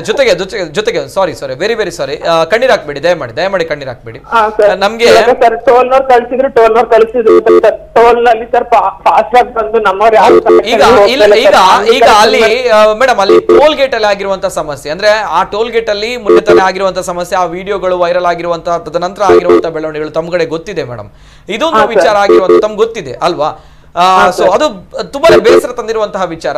ಜೊತೆಗೆ ಇವುಗಳ ನಡುವೆ ಅರ್ಥ ಆಗುತ್ತೆ, ತಾವು ಹೇಳಿದಿರ ತಮ್ಮ ಲಿಮಿಟೇಷನ್ಸ್ ಯಾವ ರೀತಿ ಇದೆ, ಕಷ್ಟಗಳು ಏನು, ಎಲ್ಲವೂ ಕೂಡ ಅರ್ಥ ಆಗುತ್ತೆ. ಆದ್ರೆ ಅಲ್ಲಿ ವಾದ ಏನು ಅಂತ ಹೇಳಿದ್ರೆ ಸುಲಿಗೆ ಆಗ್ತಾ ಇದೆ. ಮುನೀರ್ ಕಾಟಿಪಾಳ್ ಅವರು ನಾನು ನೇರವಾಗಿ ತಮ್ಮಲ್ಲೇ ಕೇಳ್ತೇನೆ, ಯಾಕಂದ್ರೆ ಇದು ಅತಿ ಸೂಕ್ಷ್ಮವಾಗಿರುವಂತಹ ವಿಚಾರ. ಇಲ್ಲಿ ಮುನೀರ್ ಕಾಟಿಪಾಳ್ ಅವರು ಕೂಡ ಇದ್ದಾರೆ. ಅಂದ್ರೆ ಅನೇಕ ವರ್ಷಗಳಿಂದ, ಇವತ್ತು ನಿನ್ನೆದಲ್ಲ, ಅನೇಕ ವರ್ಷಗಳಿಂದ ಹೋರಾಟವನ್ನ ಮಾಡ್ಕೊಂಡು ಬರ್ತಾ ಇರುವಂತದ್ದು ಆ ಒಂದು ಭಾಗದಲ್ಲಿ ಪ್ರಾಮಾಣಿಕವಾಗಿರುವಂತಹ ಹೋರಾಟ ಹಲವು ವರ್ಷಗಳಿಂದ. ಅರುಂಧತಿ ಅವರೇ ಇದು ಮಾತು ಏನೇ ಹೇಳಿದ್ರಿ, ಹೇಳಿ ಮೇಡಮ್. ಆಸಿಫ್ ಸರ್ ಮಾಡ್ತಾರೆ ನಮಗೆ ಖುಷಿನೇ ಸರ್. ಅವರು ಅದಕ್ಕೋಸ್ಕರ ಮಾಡ್ತಿಲ್ಲ, ಜನರ ಇತರ ದೃಷ್ಟಿಗೋಸ್ಕರ ಅವ್ರು ಮಾಡ್ತಿದ್ದಾರೆ ಸರ್. ಅದು ನಮ್ಗೆ ಹೋಪ್ ಇದೆ ಸರ್. ಇಲ್ಲ ಅಂತ ನಮ್ಮ 4 ಜನದ ಜೀವನ ನಾವು ನೋಡ್ತಿಲ್ಲ ಸರ್. ಆದ್ರೆ ಅವ್ರು ನಾವ್ 4 ಜನ ನೋಡ್ತಿದೀವಿ, ಅವ್ರು 40 ಜನ ನೋಡ್ತಿದ್ದಾರೆ ಸರ್. ಅದ್ ನಮ್ಗೆ ತುಂಬಾ ಖುಷಿ ಕೊಡ್ತಿದೆ ಸರ್ ನಮ್ಗೆ. ಆದ್ರೆ ಅವರು ನಮ್ಮನ್ನ ಗಂಡಸು ಅಂತ ಅನ್ಬೇಕಾದ್ರೆ ನಮ್ಗೆ ನೋವು ಎಷ್ಟಿರುತ್ತೆ ಸರ್. ಗಂಡಸ ಜೀವ ಬೇಡ ಅಂತ ಅನ್ಬಿಟ್ಟು ನಾವು ಈ ತರ ಸರ್. ನಾವು ನಮ್ಮವ್ರು ಸರ್ ಬಿಡ್ತಾರೆ ಸರ್. ಅಪ್ಪ ಅಮ್ಮನ ಮನೆಯಲ್ಲಿ ಸರ್ ಅವ್ರು ಎಷ್ಟು ರಿಚ್ ಆಗಿರ್ತಾರೆ ಅಷ್ಟು ರಿಚ್ ಆಗಿರ್ತಾರೆ. ಆದ್ರೆ ಅವ್ರು ಇವತ್ತು ಬಂದು ಇಲ್ಲಿ ₹1 ಭಿಕ್ಷೆ ಬೇಡ್ತಾರೆ ಅಂತ ಅಂದ್ರೆ ಸರ್ ಅವ್ರ ಫೀಲಿಂಗ್ಸ್ ಹೇಗಿದೆ ಅಂತ ನಮ್ಮ ಆಸಿಫ್ ಸರ್ ಅರ್ಥ ಮಾಡ್ಕೊಬೇಕು ಸರ್ ನಮ್ಮನ್ನ. ಅರುಂಧತಿ ಅವರೇ, at the same time Muneer Katipalla ಅವರು ಈ ಒಂದು ಅತಿ ಸೂಕ್ಷ್ಮವಾಗಿರುವಂತಹ ವಿಚಾರ, ಸುರತ್ಕಲ್ ಟೋಲ್ ಗೇಟ್ ನಲ್ಲಿ ಈ ಒಂದು ಹೋರಾಟ ಯಾವ ರೀತಿ ಚರ್ಚೆಗೆ ಗ್ರಾಸವಾಗಿತ್ತು, ಅದೇ ರೀತಿ ಈ ಒಂದು ಮಂಗಳ ಮುಖ್ಯರ ವಿಚಾರ ಕೂಡ ತಮ್ಮ ಗಮನಿಸಿದ್ದೀರಾ. ನೇರವಾಗಿರುವಂತಹ ಆರೋಪ ಏನು ಅಂತ ಹೇಳಿದ್ರೆ ಅಲ್ಲಿ ಹಗಲು ದರೋಡೆ ಯಾವ ರೀತಿ ಆಗ್ತಾ ಇದೆ, ಮಂಗಳ ಮುಖ್ಯರ ಮೇಲೆಯೂ ಕೂಡ ಬಂದಿರುವಂತಹ ಒಂದು ಆರೋಪ. ಏನ್ ಹೇಳ್ತೀರಿ? ನೋಡಿ, ಇದು ನಾನು ಮೊನ್ನೆ ಆಗಿರುವಂತ ಘಟನೆ ಬಗ್ಗೆ ಈ ಸಂದರ್ಭದಲ್ಲಿ ಮಾತಾಡ್ಲಿಕ್ಕೆ ಹೋಗೋದಿಲ್ಲ, ಈ ಸಂದರ್ಭ ಅಲ್ಲ. ಆದ್ರೆ ನಾನು ಈ ಸುಲಿಗೆಗಳ ನಡುವೆ ಅದಕ್ಕೂ ಕೂಡ ಪಾಲಿದೆ ಅನ್ನುವಂತ ಒಂದು ಪ್ರಶ್ನೆ. ಅಂದ್ರೆ ನಾವು ಲಿಂಗ ಸೂಕ್ಷ್ಮತೆಯನ್ನ ಬೆಳೆಸ್ಕೊಳ್ಳಿಲ್ಲ ಅಂದ್ರೆ ನಾವು ಸಮಾಜದಲ್ಲಿ ಒಂದು ಮಾರ್ಗದರ್ಶನ ಮಾಡ್ತೀವಿ, ಒಂದು ಮಾದರಿ ಆಗ್ತೀವಿ, ಒಂದು ಜನರಿಗೆ ನ್ಯಾಯ ಕೊಡಿಸ್ತೀವಿ ಅಂತ ಹೇಳುವವರು ನಾವು ಲಿಂಗ ಇದು ಜೆಂಡರ್ ಇಶ್ಯೂಸ್ ಬಗ್ಗೆ ಬಹಳ ಸೂಕ್ಷ್ಮವಾಗಿರ್ಬೇಕಾಗತ್ತೆ. ಅತ್ಯಂತ ಒಂದು ಶೋಷಣೆಗೆ ಮತ್ತು ಅತ್ಯಂತ ಒಂದು ತಿರಸ್ಕಾರಕ್ಕೆ ಒಳಗಾದಂತ ವಿಭಾಗ ಇದ್ದಾರೆ ಅವರು. ಅದರಿಂದಾಗಿ ಅವರನ್ನ ನಾವು ಅತ್ಯಂತ ಕಾಳಜಿಯಿಂದ ಅತ್ಯಂತ ಒಂದು ಇದರಿಂದ ನೋಡ್ಬೇಕಾಗತ್ತೆ. ನಾನು ಈ ಹಿಂದೆ ಕೂಡ ಅವರ ಪರವಾಗಿ ಧ್ವನಿ ಎತ್ತಿದ್ದೀನಿ. ಅವರಿಗೆ ಈ ಜಿಲ್ಲೆಯಲ್ಲಿ ಗುರುತು ಚೀಟಿಗಳನ್ನ ಸಿಗಬೇಕು, ಅವರಿಗೂ ಹಕ್ಕುಗಳು ಸರ್ಕಾರಿ ಸವಲತ್ತುಗಳನ್ನ ಸಿಗಬೇಕು ಅಂತ ಅವರು ಹೋರಾಟಗಳನ್ನ ಬೆಂಬಲಿಸಿ ಬಂದಿದ್ದೀವಿ. ನಮ್ಮ ಕಚೇರಿಗೂ ಕೂಡ ಅವರು ಹಲವಾರು ಬಾರಿ ಬಂದಿದ್ದಾರೆ. ಹಿಂದೆ ರಾಣಿ ಅನ್ನುವಂತ ಒಬ್ರು ಅವರ ಲೀಡರ್ ಇದ್ರು, ಬಹುಶಃ ತೀರ್ಕೊಂಡಿರ್ಬೇಕು. ಅವರ ಜೊತೆ ಕೂಡ ನಾವು ಅವರಿಗೆ ಬೇಕಾಗಿ ಅವರ ಸಹಾಯಕ್ಕೆ ನಿಂತು ಅವರಿಗೆ ಜಿಲ್ಲಾಡಳಿತ ಜೊತೆ ಮಾತಾಡೋ ಕೆಲಸವೆಲ್ಲ ಮಾಡಿದ್ದೀವಿ. ಅದು ಸಮಾಜ ಆ ಒಂದು ವಿಭಾಗದ ಬಗ್ಗೆ ತುಂಬಾ ಇನ್ನೂ ಅಷ್ಟು ಸೂಕ್ಷ್ಮತೆಯನ್ನು ಬೆಳೆಸ್ಕೊಳ್ಬೇಕಾಗಿದೆ. ಅವರಿಂದ ತೊಂದರೆ ಆಗ್ತದೆ ಅಂತ ಅನಿಸ್ತದೆ. ಯಾಕಂದ್ರೆ ರಸ್ತೆಯಲ್ಲಿ ಬರ್ತಾರೆ, ದಿಢೀರಾಗಿ ಭಿಕ್ಷೆ ಕೇಳ್ತಾರೆ, ಒಂದಿಷ್ಟು ರ್ಯಾಶ್ ಆಗಿ ಹಕ್ಕಿನಲ್ಲಿ ಅನ್ನೋ ರೀತಿಯಲ್ಲಿ ಕೇಳೋದೆಲ್ಲ ನಡೀತದೆ. ಆದ್ರೆ ನಮ್ಗೇನಾಗ್ತದೆ, ಅದು ಒಂದು ರೀತಿಯಲ್ಲಿ ನಮ್ಗೆ ಹಿಂಸೆ ಅಂತ ಅನಿಸ್ಬಹುದು, ಸಿಟ್ಟು ಬರ್ಬೋದು. ಆದ್ರೆ ನಮ್ಮನ್ನ ಇವತ್ತು ಬೇರೆ ಬೇರೆ ರೀತಿಯಲ್ಲಿ ಲೂಟಿ ಮಾಡ್ತಾ ಇದ್ದಾರೆ. ಬಹಳ ವೈಟ್ ಕಾಲರ್ಡ್ ಆಗಿ, ಬಹಳ ನಾಜೂಕಿನಿಂದ ನಮ್ಮ ಕತ್ತನ್ನ ನಮ್ಮನ್ನ ಜೇಬನ್ನು ಕುಯ್ಯುವಂತ ನಡೀತಾ ಇದೆ. ಈ ಸುರತ್ಕಲ್ ನಲ್ಲಿ ಇರಬಹುದು ಆ ಟೋಲ್ ಗೇಟ್ ಪ್ರಶ್ನೆ, ಅಲ್ಲಿ ನಮ್ಮನ್ನ ಇಡೀ ವ್ಯವಸ್ಥೆ ನಿಂತ್ಕೊಂಡು ಲೂಟಿ ಮಾಡ್ತಾ ಇದೆ. ನಮ್ಮ ಜೇಬಿಗೆ ಕತ್ರಿ ಆಗ್ತಾ ಇದೆ. ಈಗ ಬೋರ್ಡ್ ಹಾಕಿ ನಿಂತಿದ್ದಾರೆ, ನೀವು ಹುಷಾರ್, ನೀವು ದುಡ್ಡು ಕಟ್ಟಿ ಮರ್ಯಾದೆಯಿಂದ ಹೋಗಿ, ಧ್ವನಿ ಎತ್ತಬೇಡಿ ಅಂತ ಹೇಳುತ್ತೆ. ಇದನ್ನ ನಾವು ಗಂಭೀರವಾಗಿ ನೋಡ್ಬೇಕೆ ಹೊರತು ಈ ಸುರತ್ಕಲ್ ಟೋಲ್ ಗೇಟ್ ಹೋದ್ರೆ ಅಲ್ಲಿ ಯಾರು ಇರಲ್ಲ, ಮಂಗಲಮುಖಿಯರು ಇರಲ್ಲ, ಅಲ್ಲಿ ಟೋಲ್ ಕಲೆಕ್ಟ್ ಮಾಡುವವರು ಇರಲ್ಲ, ಯಾರು ಇರಲ್ಲ. ಈ ಸಿಸ್ಟಮ್ ಹೆಂಗೆ ಅಂದ್ರೆ, ನಮ್ಮಲ್ಲಿ ಇವತ್ತು ಒಂದು ಸಣ್ಣ ಉದ್ಯೋಗಕ್ಕಾಗಿ ನಾವು ಇಷ್ಟು ಕಾತರಿಸುವಂತ ದೊಡ್ಡ ಯುವ ವಿಭಾಗ ಇದ್ದಾರೆ. ಅವರಿಗೆ ಟೋಲ್ ಗೇಟ್ ಅಲ್ಲಿ ಕೆಲಸನೋ, ಪೆಟ್ರೋಲ್ ಪಂಪ್ ಅಲ್ಲಿ ಕೆಲಸನೋ, ಯಾವ್ದಾದ್ರು ಒಂದು ಉದ್ಯೋಗ ಬೇಕು. ಉದ್ಯೋಗ ಅಂತ ಹೋಗ್ತಾರೆ. ಉದ್ಯೋಗ ಅಂತ ಅಲ್ಲಿ ಸಿಕ್ಕಿದ ಮೇಲೆ ಉದ್ಯೋಗ ಕೊಟ್ಟಂತ ಕಾಂಟ್ರಾಕ್ಟರ್ ಅವ್ರು ನಮ್ಮ ಕಣ್ಣಿಗೆ ಎಲ್ಲೂ ಕಾಣಿಸಲ್ಲ, ಗುತ್ತಿಗೆದಾರ ಆತ ಇವರ ಮೇಲೆ ಒತ್ತಡ ಆಗ್ತಾನೆ. ಯಾವುದೇ ಕಾರಣಕ್ಕೂ ಕೂಡ ನೀವು ಯಾರನ್ನು ಫ್ರೀ ಬಿಡಬೇಡಿ, ಯಾವುದೇ ಕಾರಣಕ್ಕೂ ಕೂಡ ಏನೇ ಅವರು ಗುರುತು ಚೀಟ್ ಕೊಟ್ಟರೆ ಒಪ್ಪಬೇಡಿ, ನಿಮ್ಗೆ ವಸೂಲಿ ಮಾಡೋದೇ ಟಾರ್ಗೆಟ್, ನೀವು ವಸೂಲಿ ಮಾಡ್ಲಿಲ್ಲ ಅಂದ್ರೆ ನಿಮ್ಮ ಸಂಬಳದಲ್ಲಿ ಕಟ್ ಮಾಡ್ತೀನಿ ಅಂತ ಹೇಳ್ತಾರೆ. ಅದರಿಂದಾಗಿ ಆ ಬಡ ವಿಭಾಗದಿಂದ ಬಂದಂತಹ ಉದ್ಯೋಗ ಇಲ್ಲದೆ ಹತಾಶರಾಗಿರುವಂತಹ ಕುಟುಂಬದಿಂದ ಬಂದಂತಹ ಹುಡುಗರು ನಮಗೆ ಟಾರ್ಗೆಟ್ ಆಗಬಾರ್ದು ಅಂತ ನಾನು ಹೇಳುವಂತದ್ದು, ಗೊತ್ತಾಯ್ತಲ್ಲ. ಅದು ನಾನು ಇವರನ್ನು ಕೂಡ ಅದೇ ಸೂಕ್ಷ್ಮತೆಯಲ್ಲಿ ನೋಡ್ತೀನಿ. ನಮ್ಮ ಟಾರ್ಗೆಟ್ ಏನಿರೋದು, ಈ ಅನಧಿಕೃತವಾದಂತಹ ಅಥವಾ ಅನಗತ್ಯವಾದಂತಹ ಟೋಲ್ ಗೇಟ್ ಅನ್ನು ನಿಲ್ಲಿಸಿ ಕಳೆದ 7-8 ವರ್ಷಗಳಿಂದ ಲೂಟಿ ಮಾಡ್ತಾ ಇರುವಂತಹ ಈ ಸಿಸ್ಟಮ್, ಅದಕ್ಕೆ ಕಾರಣವಾಗಿರುವಂತಹ ಜನಪ್ರತಿನಿಧಿಗಳು ಅವರ ನಮ್ಮ ಟಾರ್ಗೆಟ್ ಆಗ್ಬೇಕಿರುವಂತ ನಾನು ಬಯಸ್ತೀನಿ. ಮತ್ತೆ ಏನು ಇವರು ಈಗ ಮಾತಾಡಿದ್ರು, ಏನು ಅರುಂಧತಿ ಅಂತ, ಅವರ ಬೇಡಿಕೆಗಳ ಪರವಾಗಿ ನಾವಿದೀವಿ, ಅವರ ಭಾವನೆಗಳ ಪರವಾಗಿ ನಾವಿದೀವಿ. ಸಮಾಜ ವ್ಯವಸ್ಥೆ ಅವರಿಗೆ ನ್ಯಾಯ ಕೊಡಬೇಕು ಅಂತ ನಮ್ಮ ಆಗ್ರಹ. ಈಗ ಅರುಂಧತಿ ಅವರೇ, ನಿಮ್ಮ ಈ ಮಾತಿಗೆ ತುಂಬಾ ಚಿರಋಣಿ ಸರ್. ಆದ್ರೆ ಈ ಮಾಜಿದ್ ಸರ್ ಇದಾರಲ್ಲ ಸರ್, ಅವರು ಸ್ವಲ್ಪ ಅವರು ಗಂಡಸರು ಸರ್. ನಾವು ಬರ್ಬೇಕಾದ್ರೆ ನನ್ ಫೋಟೋನ ಬೇಕಾದ್ರೆ ನಾನು ಕಳಿಸ್ತೀನಿ ಸರ್. ನಾನು ಇವಾಗ ಹುಡುಗಿ ತರ ಇರ್ಬೋದು ಸರ್, ಆದ್ರೆ ನಾನು ಹುಡುಗಿ ಆಗ್ಲಿಕ್ಕೆ ನಾನು ಎಷ್ಟು ಖರ್ಚು ಮಾಡಿದೀನಿ, ನಾನು ಮೆಡಿಸನ್ಸ್ ತಗೊಂಡಿದ್ದೀನಿ ಅಂತ ಅದು ನನಗೆ ಮಾತ್ರ ಗೊತ್ತು ಸರ್. ಅದ್ರ ನೋವು ಇಲ್ಲ, ಅರ್ಥ ಆಯ್ತು ಅರುಂಧತಿ ಅವರೇ. ಮೇಡಮ್, ಈಗ ತಮಗೆ ಈ ಒಂದು ಟೋಲ್ ಗೇಟ್ ರದ್ದುಪಡಿಸಬೇಕು ಅಂತ ಈ ಒಂದು ಹೋರಾಟದಲ್ಲಿ ತಮ್ಮ ಬೆಂಬಲ ಇದೆಯಾ, ಹೇಗೆ ಸರ್? ಇವಾಗ ಜನ ಬಂದು ಜನಕ್ಕೆ ಒಳ್ಳೇದಾಗುತ್ತೆ ಅಂದ್ರೆ ಸರ್ ನಮ್ಮದು ಖಂಡಿತವಾಗ್ಲೂ ನಮ್ದು ಸಪೋರ್ಟ್ ಇದೆ ಸರ್.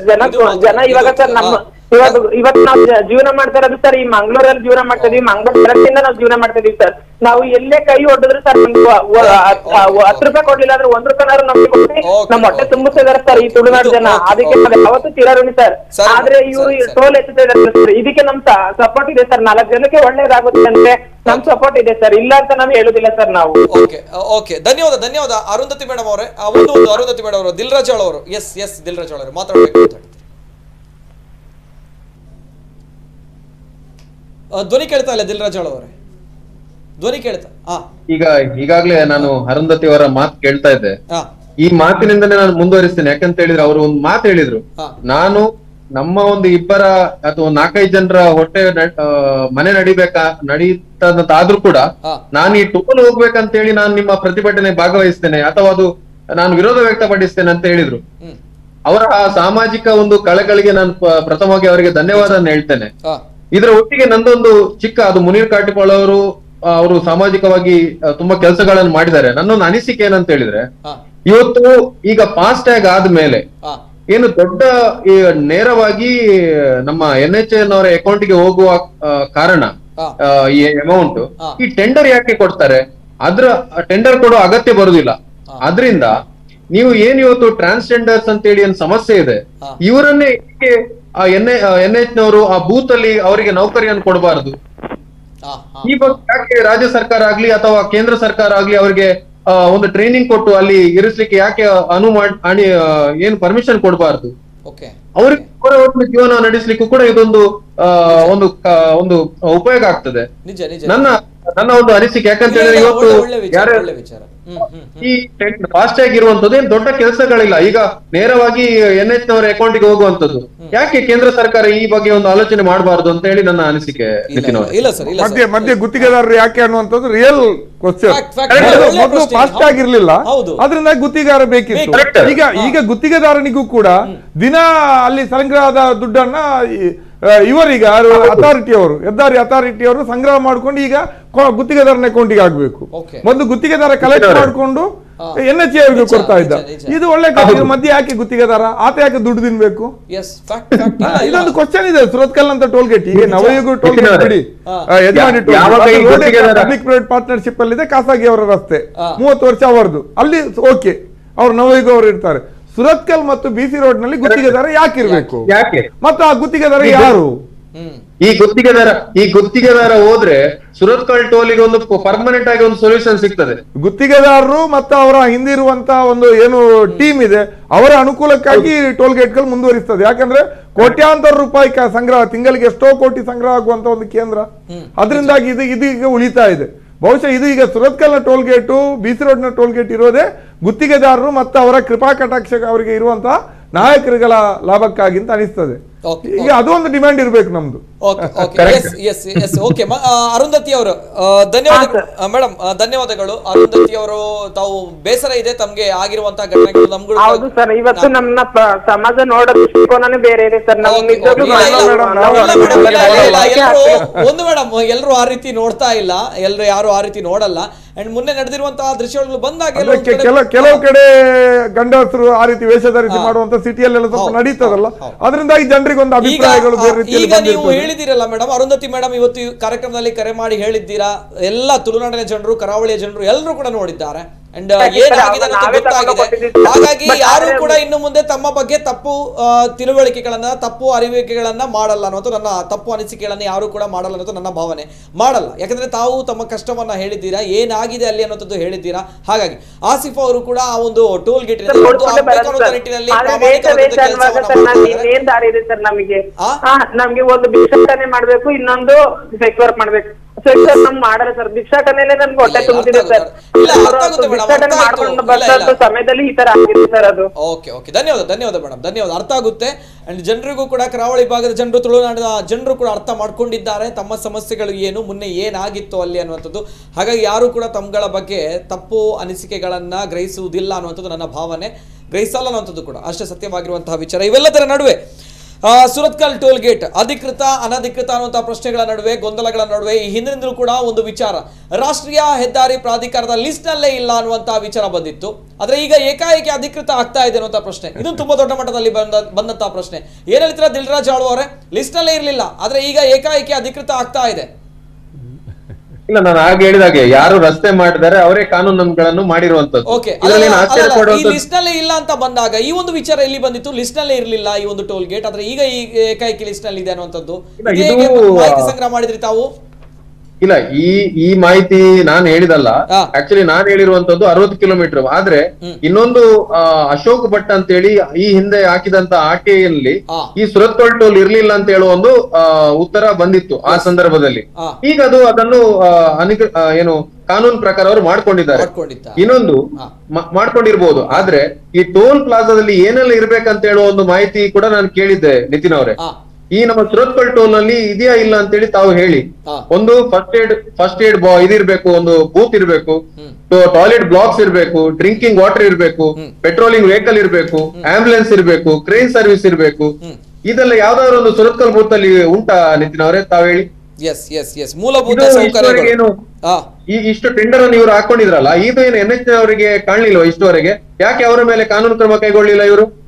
ಯಾಕೆ ಅದನ್ನ ಇನ್ಸ್ಟಿಟ್ಯೂಟ್ ಮಾಡ್ಲಿಲ್ಲ? ನೀವು ಮಾಡ್ಲೇಬೇಕಂತೇಳಿ. ನಿಜ. ಈಗ ಅವರು ನೋಟಿಸ್ ಗಳನ್ನು ಹಾಕುವಂತದ್ದು ಅಥವಾ ಅವರಿಗೆ ಸ್ವತಂತ್ರ ಇದ್ದಾರೆ, ಅವರು ಬ್ಯಾನರ್ ಅಲ್ಲ, ಅದನ್ನ ಏನ್ ಬೇಕಾದ್ರೂ ಮಾಡ್ಬೋದು ಇನ್ನು, ಅಥವಾ ಪರ್ಮನೆಂಟ್ ಸ್ಟ್ರಕ್ಚರ್ ಮಾಡ್ಬೋದು. ಆದ್ರೆ ಜನರು ಈ ಸಂದರ್ಭದಲ್ಲಿ ಎಚ್ಚೆತ್ಕೊಂಡಿದ್ದಾರೆ. ಮತ್ತು ಸೋಷಿಯಲ್ ಮೀಡಿಯಾದಲ್ಲಿ ಇವತ್ತೇನು ಜನರ ಅಭಿಪ್ರಾಯ, ನಾನು ಅದನ್ನು ನಾಳೆ ನೀವು ಬನ್ನಿ ಅಂತ ಹೇಳಿದ್ರೆ ಪ್ರೊಟೆಸ್ಟ್ ಗೆ ಬಾರದಿರ್ಬೋದು, ಆದ್ರೆ ಜನರ ಅಭಿಪ್ರಾಯ ಏನು ಉಂಟಂತ ಕೇಳಿದ್ರೆ, ಅಥವಾ ಜನರ ಮನಸ್ಸಲ್ಲಿ ಏನು ಅಂತ ಕೇಳಿದ್ರೆ, ಸುರತ್ಕಲ್ ನ ಟೋಲ್ ಅನಧಿಕೃತ ಆಗಿದೆ, ಅದು ಮುಚ್ಚಬೇಕು. ಮತ್ತು ಅಲ್ಲಿ ಇವತ್ತು ಏನ್ ಟೋಲ್ ಕಲೆಕ್ಷನ್ ಆಗ್ತಾ ಉಂಟು ಅಲ್ಲಿ ಸರಿಯಾಗಿ ಮೇಂಟೈನ್ ಆಗ್ತಾ ಇಲ್ಲ, ಮೀಡಿಯನ್ ಗಳಿಲ್ಲ, ನಮ್ಮ ಸ್ಟ್ರೀಟ್ ಲೈಟ್ ಇಲ್ಲ. ಇದನ್ನೆಲ್ಲ ನೋಡಿದ್ರೆ ಅದು ಅನಧಿಕೃತ, ಅದು ಹೋಗ್ಬೇಕು, ಅಥವಾ ಅದು ಬಂಟ್ವಾಳಕ್ಕೆ ಒಂದೇ ಸಾಕು ಅಂತ ಹೇಳುವ ಒಂದು ಮನಸ್ಥಿತಿ ಎಲ್ಲಾ ಸಾರ್ವಜನಿಕರಲ್ಲಿ ಕೂಡ ಇವತ್ತಿದೆ. ಅದನ್ನ ಇನ್ನು ಮುಂದುವರಿಸೋದಾದ್ರೆ ಬಹುಶಃ ಈ ಇದೆಲ್ಲ ಏನ್ ಹೇಳಿದ್ರಿ ನೀವು, ಮೈಂಟೆನೆನ್ಸ್ ವ್ಯವಸ್ಥೆಗಳು ಇರ್ಬೇಕು ಮೂಲಭೂತ, ಅದು ಗುತ್ತಿಗೆದಾರನ ಜವಾಬ್ದಾರಿ ಅಲ್ಲ. ಬಹುಶಃ ನನ್ನ ತಿಳುವಳಿಕೆ ಪ್ರಕಾರ ಆತ ಸಂಗ್ರಹ ಮಾಡಿಕೊಂಡು ಇಷ್ಟು ದುಡ್ಡು ಕಟ್ಟೋದು, ಮತ್ತೆ ಪೂರ್ತಿ ಮೂಲಭೂತ ಸೌಲಭ್ಯಗಳನ್ನ ವ್ಯವಸ್ಥೆ ಮಾಡಬೇಕಾಗಿರೋದು NHAI. ಯಾಕಂದ್ರೆ ಇದು ಪಬ್ಲಿಕ್ ಪ್ರೈವೇಟ್ ಪಾರ್ಟ್ನರ್ಶಿಪ್ ರಸ್ತೆ ಅಲ್ಲ. ಇಲ್ಲಿ ಮೈಂಟೆನೆನ್ಸ್ ಗೆ ಇನ್ನೊಂದು ಬೇರೆ ಏಜೆನ್ಸಿ ಕೊಡ್ತಾರೆ ಅವರು. ಅದರಿಂದಾಗಿ ಇದರ ಜವಾಬ್ದಾರಿ ಇರುವಂತ NHAI ಮೇಲೆ. ಅವರು ಅದನ್ನ ಮಾಡ್ತಾ ಇಲ್ಲ, ದುಡ್ಡು ತಗೊಳ್ತಾರೆ, ಮತ್ತೆ ಯಾರಿಗೋ 8-10 ಕೋಟಿ ರೂಪಾಯಿಗಳಿಗೆ ಈ ಮೈಂಟೆನೆನ್ಸ್ ಅಂತ ಗುತ್ತಿಗೆ ಕೊಡ್ತಾರೆ. ಆ ಗುತ್ತಿಗೆದಾರ ಎಲ್ಲಿರ್ತಾನೆ ಗೊತ್ತಿಲ್ಲ. ನಾವು ಮಳೆಗಾಲ ಪೂರ್ತಿ ಕೂಲೂರಿನಲ್ಲಿ ರೋಡ್ ಬ್ಲಾಕ್ ಹಾಕೊಂಡು ಆ ಹೊಂಡ ಗುಂಡಿಗೆ ಹಾಕೊಂಡೇ ಹೋಗ್ತಾ ಇರ್ತೀವಿ. ಆಂಬುಲೆನ್ಸ್ ಇಲ್ಲ, ಏನಿಲ್ಲ. ಅದೆಲ್ಲ ಬಿಡಿ, BC ರೋಡ್ ನಲ್ಲಿ ಟೋಲ್ ಗೇಟೇ ಇಲ್ಲ. ಸುಮ್ಮನೆ ಏನು ಈ ಟೆಲಿಫೋನ್ ಬೂತ್ ತರ 2 ಇಟ್ಕೊಂಡು ನಿಂತಿರ್ತಾರೆ. ಇದು ಸ್ಥಿತಿ. ಇದೆಲ್ಲ ಇರುವಾಗ NHAI ಅವರು ಇದಾಗ್ತಾರಲ್ಲ, ಫ್ಲೆಕ್ಸ್ ಆಗ್ತಾರಲ್ಲ, ಇವ್ರಿಗೆ ನಾಚಿಕೆ ಆಗಲ್ವಾ? ಇವರು ಮಾಡ್ಬೇಕಾಗಿದ್ದಲ್ವಾ? ಅಲ್ಲಿ ಒಂದು ರೀತಿಯಲ್ಲಿ STD ಹಳೆ ಬೂತ್ ತಂದು ಇಟ್ಟಿದಾರಲ್ಲ BC ರೋಡ್ ನಲ್ಲಿ. ಇದನ್ನು ಕೇಳಲ್ಲ, ಇದು ಜಿಲ್ಲಾಧಿಕಾರಿ ಕಾಣಲ್ವಾ? ಈಗ ಹೇಳ್ಬೋದು ಇನ್ನೊಂದು ಮಾರ್ಚ್ ತಿಂಗಳಿನ ಒಳಗಡೆ ಇದನ್ನ ಮಾಡಿ ಅಂತ. ಇಂಥದ್ದು 1000 ಸಲ ಹೇಳಿದ್ದಾರೆ. ಟೋಲ್ ಗೇಟ್ ಕಲೆಕ್ಷನ್ ಮಾಡುವವರಿಗೆ ಪೊಲೀಸ್ ವೆರಿಫಿಕೇಶನ್ ಆಗ್ಬೇಕು, ಅವರಿಗೆಲ್ಲರಿಗೂ ಗುರುತು ಚೀಟಿ ಆಗ್ಬೇಕು, ಅವರಿಗೆ ಯಾವ್ದೇ ಕ್ರಿಮಿನಲ್ ಹಿನ್ನೆಲೆ ಇರಬಾರ್ದು, ಅದಿರ್ಬೇಕು ಇದಿರ್ಬೇಕು ಅಂತ ಹೇಳ್ತಾನೆ ಇರ್ತಾರೆ. ಇದೀಗ ಜನ ಬೊಬ್ಬೆ ಆಗುವಾಗ ಮೀಟಿಂಗ್ ಮಾಡೋದು, ಅವ್ರಿಗೆ ಒಂದು ಸೂಚನೆ ಕೊಡೋದು, ನಾಳೆಯಿಂದ ಹಾಗೇನೆ ಇರೋದು. ಅದರಿಂದಾಗಿ ನಾವು ಹೇಳುವಂತದ್ದು, ಜನ ಈಗ ಇದನ್ನ ಜನರನ್ನ ಕತ್ತಲಲ್ಲಿ ಇಟ್ಕೊಂಡು ಇವತ್ತು ಅದನ್ನ ಅಧಿಕೃತಗೊಳಿಸಿದಾರಂತಾದ್ರೆ ಇವತ್ತು ಹೋರಾಟ ಇನ್ನಷ್ಟು ತೀವ್ರ ಆಗ್ಬೇಕು, ಇನ್ನಷ್ಟು ತೀವ್ರ ಆಗೋದೇ ದಾರಿ. ಅದಕ್ಕೆ ನಾವೀಗ ಒಂದು ತೀರ್ಮಾನ ಮಾಡಿದೀವಿ. ಬರ್ತೇನೆ. ಮೂಲ ಸೌಕರ್ಯ ಇಲ್ಲ ಅನ್ನುವಂತ ವಿಚಾರವನ್ನ ದಿಲ್ರಾಜ್ ಅವರು ಹೇಳಿದ್ದಾರೆ. ಯಾಕೆ ಅನಧಿಕೃತ ಆಗುತ್ತೆ ಅಂತ ಬಂದಾಗ, ನಮ್ಗಳ ಹಣ, ನಮ್ಗಳ ಟ್ಯಾಕ್ಸ್ ನಾವುಗಳು ಕಟ್ತೀವಿ, ನಾವುಗಳು ಸುಂಕವನ್ನ ಕೊಡ್ತೀವಿ ಅಂತ ಬಂದಾಗ ನಮ್ಗಳಿಗೋಸ್ಕರ ಏನ್ ಮಾಡಿದ್ದಾರೆ ಅಂತ ಪ್ರಶ್ನೆ.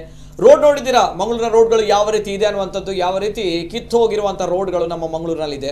ಇವುಗಳ ನಡುವೆ ಟೋಲ್ ಸಂಗ್ರಹ ಮಾಡ್ತಾ ಇರೋ ರಸ್ತೆಯನ್ನ ಸಮರ್ಪಕವಾಗಿ ನಿರ್ವಹಣೆ ಮಾಡಬೇಕು. ಆದ್ರೆ ಮಾಡ್ತಾ ಇದೀನೋ ಅಂತ ಪ್ರಶ್ನೆ, ರಸ್ತೆ ಯಾವ ರೀತಿ ಇದೆ ಅನ್ನೋ ಒಂದ್ ಕಡೆ ಆದ್ರೆ, ಹೆದ್ದಾರಿ ಉದ್ದಕ್ಕೂ ದಾರಿದೀಪ ಇರಬೇಕು, ಆದ್ರೆ ಯಾವ ರೀತಿ ಇದೆ ಅನ್ನೋ ಪ್ರಶ್ನೆ ಇನ್ನೊಂದ್ ಕಡೆ. ಜೊತೆಗೆ ಸುರತ್ಕಲ್ ಟೋಲ್ ಗೇಟ್ ಯಾವ ರೀತಿ ಇದೆ ಅನ್ನೋ ನಾವು ನೋಡಿದ್ದೀರಾ, ಅಲ್ಲಿ ಕುಡಿಯುವ ನೀರಿನ ವ್ಯವಸ್ಥೆ ಬೇಕು ಅನ್ನೋದು ಇದೆಯಾ, ಕುಡಿಯುವ ನೀರಿನ ವ್ಯವಸ್ಥೆ, ಜೊತೆಗೆ ವಿಶ್ರಾಂತಿಗೆ ಜಾಗ ಬೇಕು, ಅಲ್ಲಿ ಇದೆಯಾ ವಿಶ್ರಾಂತಿಗೆ ಜಾಗ ಅನ್ನುವಂಥ ಪ್ರಶ್ನೆ. ಏನಾದರೂ ಆದ್ರೆ ಆರೋಗ್ಯಕ್ಕೆ ಸಂಬಂಧಪಟ್ಟಿರುವಂತಹ ವಿಚಾರ, ತುರ್ತು ಚಿಕಿತ್ಸೆಗೋಸ್ಕರ ಏನಾದರೂ ಇದೆಯಾ ಅಂತ ಹೇಳಿದ್ರೆ, ಅಲ್ಲಿ ಟೋಲ್ ಗೇಟ್ ಇದೆ ಅಂತ ಹೇಳಿದ್ರೆ ಇದೆಯಾ ವ್ಯವಸ್ಥೆ, ಅದು ಕೂಡ ಇಲ್ಲ, ಯಾವುದು ಕೂಡ ಇಲ್ಲ. ಆದರೆ ನಾವುಗಳು ಅದಕ್ಕೆ ಟೋಲ್ ಕಟ್ಟಬೇಕು, ಇದು ಅಧಿಕೃತ ಅನ್ನುವಂತಹ ವಿಚಾರ. ಇದೆಲ್ಲವೂ ಕೂಡ ಗೊತ್ತಿದ್ರು ಕೂಡ ನಾವುಗಳು ಬುದ್ಧಿವಂತರ ಜಿಲ್ಲೆಯ ಜನರು ಪ್ರಶ್ನೆಯನ್ನೇ ಮಾಡ್ತಾ ಇಲ್ಲ, ನಾವುಗಳು ಏನು ಮಾಡ್ತಾ ಇಲ್ಲ. ನೇರವಾಗಿ ಆಯ್ತಪ್ಪ ಏನೋ ಕಟ್ಟಬೇಕಾ, ಓಕೆ ಕಟ್ಕೊಂಡು ಹೋಗೋಣ ಅನ್ನುವಂಥದ್ದು ಇದು ನಮ್ಮ ಪರಿಸ್ಥಿತಿ. ನಾವು ಬುದ್ಧಿವಂತರ ಅಥವಾ ಬುದ್ಧಿವಂತೆ ಅನ್ನುವಂಥ ಪ್ರಶ್ನೆ ಬರುತ್ತೆ. ಇನ್ನೊಂದು ಕರೆ ಇದೆ. ಹಲೋ ಸರ್, ನಮಸ್ತೆ. ನಮಸ್ತೆ ಸರ್, ತಮ್ಮ ಹೆಸರು ಎಲ್ಲಿಂದ ಸರ್? ಶಶಿಕಿರಣ್ ಅಂತ ಹೇಳಿ, ಬಡಗಬೆಳ್ಳು, ಪೊಲಾನಿ ಪರಿಸರದ ಬಡಗಬೆಳ್ಳು. ನಮಸ್ತೆ ಸರ್, ಶಶಿಕಿರಣ್ ಮಾತಾಡಿ ಸರ್. ನೀವು ಬುದ್ಧಿವಂತರು ಅಂತ ಹೇಳಿದ್ರೆ, ಬುದ್ಧಿವಂತೆ ಪಂಚಾಯತ್ ನಮ್ಮ ತುಳುನಾಡು ಕನ್ನಡದಲ್ಲಿ ಮಾತಾಡ್ತೇನೆ. ಬಟ್ ಅಂತ ಹೇಳಿದ್ರೆ ಬುದ್ಧಿವಂತೆ ಕಡಿಮೆ ಆತ ನಮಗಿತ್ತೆ. ಯಾಕೆ ಅಂತ ಹೇಳಿದ್ರೆ ಪ್ರತಿಯೊಂದಕ್ಕೂ ರಾಜಕೀಯವನ್ನ ಬರ್ತದೆ. ನೇರವಾಗಿ ನಿಜವಾಗಿ ನಾನು 100% ಹೇಳ್ತೇನೆ, ನಾನು ಭಾರತೀಯ ಜನತಾ ಪಾರ್ಟಿ ಕಾರ್ಯಕರ್ತ. ಆದ್ರೆ ಮುನೀರ್ ಕಾಟಿಪಲ್ ಅವರ ಹೋರಾಟಕ್ಕೆ ನಾವು ಬೆಂಬಲ ಇದೆ. ಯಾಕೆ ಅಂತ ಹೇಳಿದ್ರೆ ಎಲ್ಲವನ್ನೂ ಯಾವುದಕ್ಕೂ ಮಾರಿ ಸಿದ್ಧಾಂತ ನಮ್ಮಲ್ಲಿ ಇರಬಾರ್ದು. ಸತ್ಯದ ವಿಷಯ ಬಂದಾಗ, ಸತ್ಯದ ವಿಷಯ ಅಥವಾ ಸತ್ಯ ಇರುವಾಗ ಆ ಕಡೆ ನಾವು ಬರಲೇಬೇಕು, ಖಂಡಿತವಾಗಿ ಬರ್ಬೇಕು. ಯಾಕೆಂತ ಹೇಳಿದ್ರೆ ಬುದ್ಧಿವಂತರು ಅಂತ ಕಳಿಸಿಕೊಂಡು ನಾವು ಬುದ್ಧಿ ಇಲ್ಲದಾಗೆ ಮಾಡಿದ್ರೆ ಅದು ತಪ್ಪಾಗ್ತದೆ ಖಂಡಿತ. ನೇರವಾಗಿ ಎಲ್ಲಾ ಟೋಲ್ ಗೇಟ್ ಗಳಲ್ಲಿ ಯಾವ ವ್ಯವಸ್ಥೆ ಇದೆ ಅಂತ ಹೇಳಿದ್ರೆ, ಯಾವ ವ್ಯವಸ್ಥೆ ಅಂತ ಹೇಳಿದ್ರೆ, ಈಗ ಮಹೇಂದ್ರ ಅಥವಾ TVS ಕಂಪನಿ ಅಥವಾ ಫೈನಾನ್ಸ್ ಕಂಪನಿಯಲ್ಲಿ ಯಾರಿಗೆ ಗುತ್ತಿಗೆ ಕೊಡ್ತಾರೆ ಅಂತ ಹೇಳಿದ್ರೆ, ಲೋನ್ ಕಟ್ಟೋನು ಹಿಡಿಲಿಕ್ಕೆ ಒಬ್ಬರಿಗೆ ಗುತ್ತಿಗೆ ಕೊಡ್ತಾರೆ ಅಂತ, ಅವನು ಸ್ವಲ್ಪ ಮೈ ಕಟ್ಟಲ್ಲಿ ಸ್ವಲ್ಪ ದಪ್ಪ ಇದ್ದಾರೆ, ಮತ್ತೆ ಅವರಿಗೆ ಮಾತ್ರ ಕೊಡ್ತಾರೆ. ಆ ತರ ಎಲ್ಲಾ ಟೋಲ್ ಗಳಲ್ಲಿ ಆ ತರದೊಂದು ನಿರ್ಮಾಣ ಆಗಿದೆ, ಬಡಿದಾಡುವಂತದ್ದು ನಿರ್ಮಾಣ. ಎರಡು ಮತ್ತೊಂದೆಂತ ಅಂತ ಹೇಳಿದ್ರೆ, ನಾವು ಇದರ ಬಗ್ಗೆ ನನ್ನದೊಂದು ಮನವಿ ಅಂತ ಹೇಳಿದ್ರೆ, ಈಗ ನೀವು ನಮ್ಮ ಕುಡ್ಲದಲ್ಲಿ ಕಾರ್ಯಕ್ರಮವನ್ನು ಮಾಡಿದಿರಿ, ಇದರ ಬಗ್ಗೆ ನಮ್ಮ ಕುಡ್ಲದ ಕೂಡ ಒಂದು ಸೇರಿ ಎಲ್ಲಾ ಸಂಘಟನೆಗಳ ಜೊತೆ ಸೇರಿ ರಾಷ್ಟ್ರೀಯ ಹೆದ್ದಾರಿಯ ಪ್ರಾಧಿಕಾರದ ಇದು ಏನಿದ್ದಾರೆ ನಿತಿನ್ ಗಡ್ಕರಿ ಅವರಿದ್ದಾರೆ, ಅದಕ್ಕೆ ಮತ್ತು ಮೋದಿ ಅವರಿಗೆ ದಕ್ಷಿಣ ಕನ್ನಡ ಜಿಲ್ಲೆಯಿಂದ ಒಂದು ಟ್ವಿಟರ್ ಮುಖಾಂತರ ಏನಾದ್ರೂ ಒಂದು ಇದು ಮಾಡಿ ಅವರಿಗೆ ಗೊತ್ತಾಗುವಂತೆ, ಅವರಿಗೆ ಕೂಡ ಗೊತ್ತಾಗ್ಬೇಕು ದಕ್ಷಿಣ ಕನ್ನಡ ಜಿಲ್ಲೆಯಲ್ಲಿ ಏನ್ ನಡೆಯುತ್ತಾ ಇದೆ, ಯಾವ ಪರಿಸ್ಥಿತಿ ಇದೆ, ಈ ರೀತಿ ವ್ಯವಸ್ಥೆ ಆಗ್ತಾ ಇದೆ ಅಂತ ಹೇಳಿದ್ರು ಒಂದು.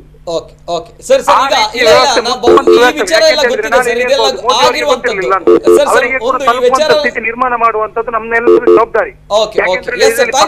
ಸಮಯದ ಬಹು ತುಂಬಾನೇ ಇದೆ, ದಯಮಾಡಿ ಕ್ಷಮಿಸಬೇಕು. ಸಮಯದ ಬಹು ತುಂಬಾನೇ ಇದೆ, ದಯಮಾಡಿ ಕ್ಷಮಿಸಬೇಕು. ಇದೆಲ್ಲ ಪ್ರೊಸೀಜರ್ಗಳು ಆಗಿರುವಂತದ್ದು 2018ರಲ್ಲಿ ಟೋಲ್ ಗೇಟ್ ಅನ್ನ ಮುಚ್ಚಿ ವಿಲೀನಗೊಳಿಸಬೇಕು ಅನ್ನುವಂಥದ್ದು ರಾಜ್ಯ ಸರ್ಕಾರದ ಅನುಮೋದನೆ ಕೂಡ ಆಗಿರುವಂತದ್ದು ಎಲ್ಲವೂ ಕೂಡ ಆಗಿದೆ. ಆದ್ರೆ ಈಗ ಏಕಾಏಕಿ ಬಂದ್ರೆ ಜಸ್ಟ್ ಇಮ್ಯಾಜಿನ್ ಎಲ್ಲವೂ ಕೂಡ ಆಗಿದೆ, ಇದನ್ನ ವಿಲೀನಗೊಳಿಸುವಂತದ್ದು ಹೆಜಮಾಡಿ ಟೋಲ್ ಗೇಟ್ ಜೊತೆಗೆ ಇದು ಅನಧಿಕೃತ. ಆದ್ರೆ ಈಗ ಏಕಾಏಕಿ ಒಂದು ಬೋರ್ಡ್ ಬರುತ್ತೆ, ಇದು ಅಧಿಕೃತ, ತಾವುಗಳಲ್ಲಿ ಕಟ್ಟಬೇಕು, ಸುಂಕವನ್ನ ಕಟ್ಟಬೇಕು ಅಂತ ಬಂದಾಗ ಇದು ಬರುವಂತ ಪ್ರಶ್ನೆ. ಹಾಗೆ ಎಲ್ಲಿ ನಾವು ಬದುಕ್ತಾ ಇದ್ದೀವಿ? ಪ್ರಜಾಪ್ರಭುತ್ವ ವ್ಯವಸ್ಥೆ, ಜನರು ಪ್ರಶ್ನೆ ಮಾಡುವಂತ ವ್ಯವಸ್ಥೆ, ಅವರ ಹಕ್ಕಿಗೋಸ್ಕರ ಬದುಕುವಂತಹ ವಿಧಾನ, ಅದು ಕೂಡ ಎಲ್ಲೋ ಬೇರೆ ಕಡೆಗಳಲ್ಲಿ ಆಗ್ತಾ ಇಲ್ಲ. ಮಂಗಳೂರಿನಲ್ಲಿ ಆಗ್ತಾ ಇದೆ, ಕರಾವಳಿ ಭಾಗದಲ್ಲಿ ಆಗ್ತಾ ಇದೆ. ಎಲ್ಲರೂ ಕೂಡ ನಾವು ಎಲ್ಲ ವಿಚಾರಗಳಲ್ಲಿ ತುಂಬಾನೇ ಬಹಳ ಬುದ್ಧಿವಂತರಿರ್ತೀವಿ.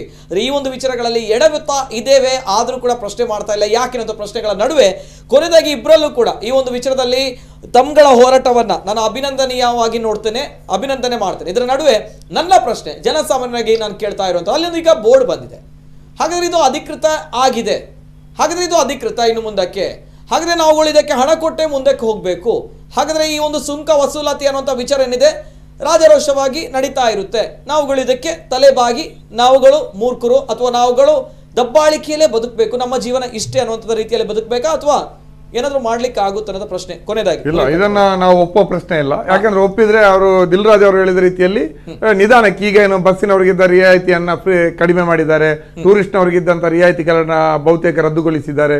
ಇದೆಲ್ಲ ಇದೆ. ಮುಂದಕ್ಕೆ K-19 ಖಾಸಗಿ ವಾಹನಗಳ ಇದು ಕೂಡ ರದ್ದಾಗ್ತದೆ. ತುಂಬಾ ಪ್ರಯತ್ನಗಳು ಹಿಂದೆನೂ ಮಾಡಿದ್ದಾರೆ.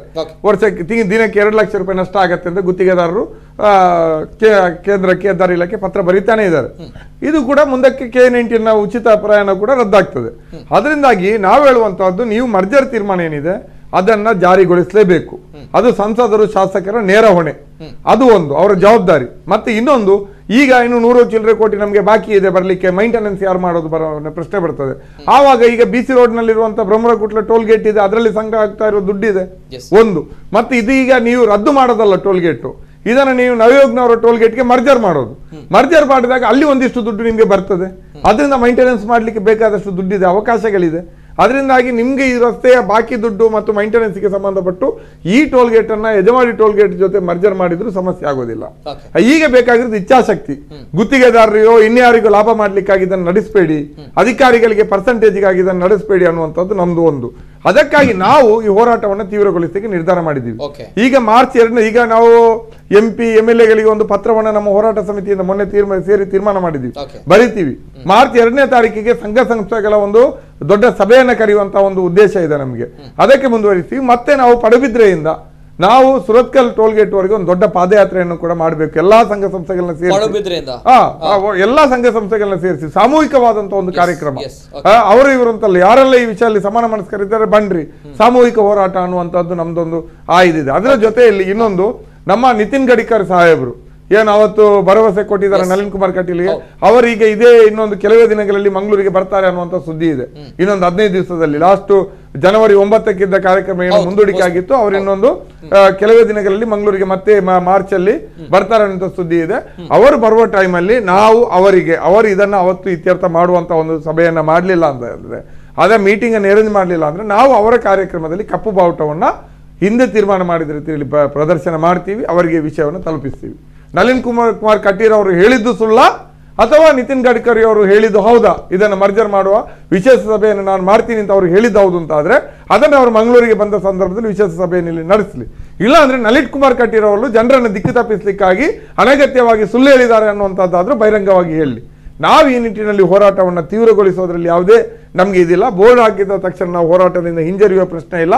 ಆ ಬೋರ್ಡ್ ಹಾಕಿದ್ದ ಅದೇ ಅಧಿಕೃತ ಅಂತ ಹೇಳಿರುವವರೇ ಆ ಬೋರ್ಡ್ ಅನ್ನು ತೆಗಿಬೇಕು ಮತ್ತು ಈ ಮರ್ಜರ್ ತೀರ್ಮಾನವನ್ನು ಇಂಪ್ಲಿಮೆಂಟ್ ಮಾಡಬೇಕು ಅಂತ ನಾವು ಹೋರಾಟವನ್ನು ಮತ್ತಷ್ಟು ತೀವ್ರಗೊಳಿಸ್ತೀವಿ. ಆದ್ರೆ ನಾವು ಹೇಳುವಂತಹದ್ದು, ಇದು ಹೋರಾಟ ಮುನೀರ್ ಕಾಟಿಪಳ್ಳಂದೋ, ದಿಲ್ರಾಜ್ ಆಲ್ವಂದೋ ಅಥವಾ ನಮ್ಮ ಸಮಿತಿಯಲ್ಲಿ ಹಿಂದೆ ವಿಜಯಕುಮಾರ್ ಶೆಟ್ಟಿ ಅವರು ಇದ್ರು ಪಾಪ ಅವರದ್ದು, ಪುರುಷೋತ್ತಮ ಚಿತ್ರಾಪುರದ್ದು, ರಾಘವೇಂದ್ರ ರಾವ್ ಅವ್ರದ್ದು, ಅವ್ರದ್ದೇ ಅಲ್ಲ.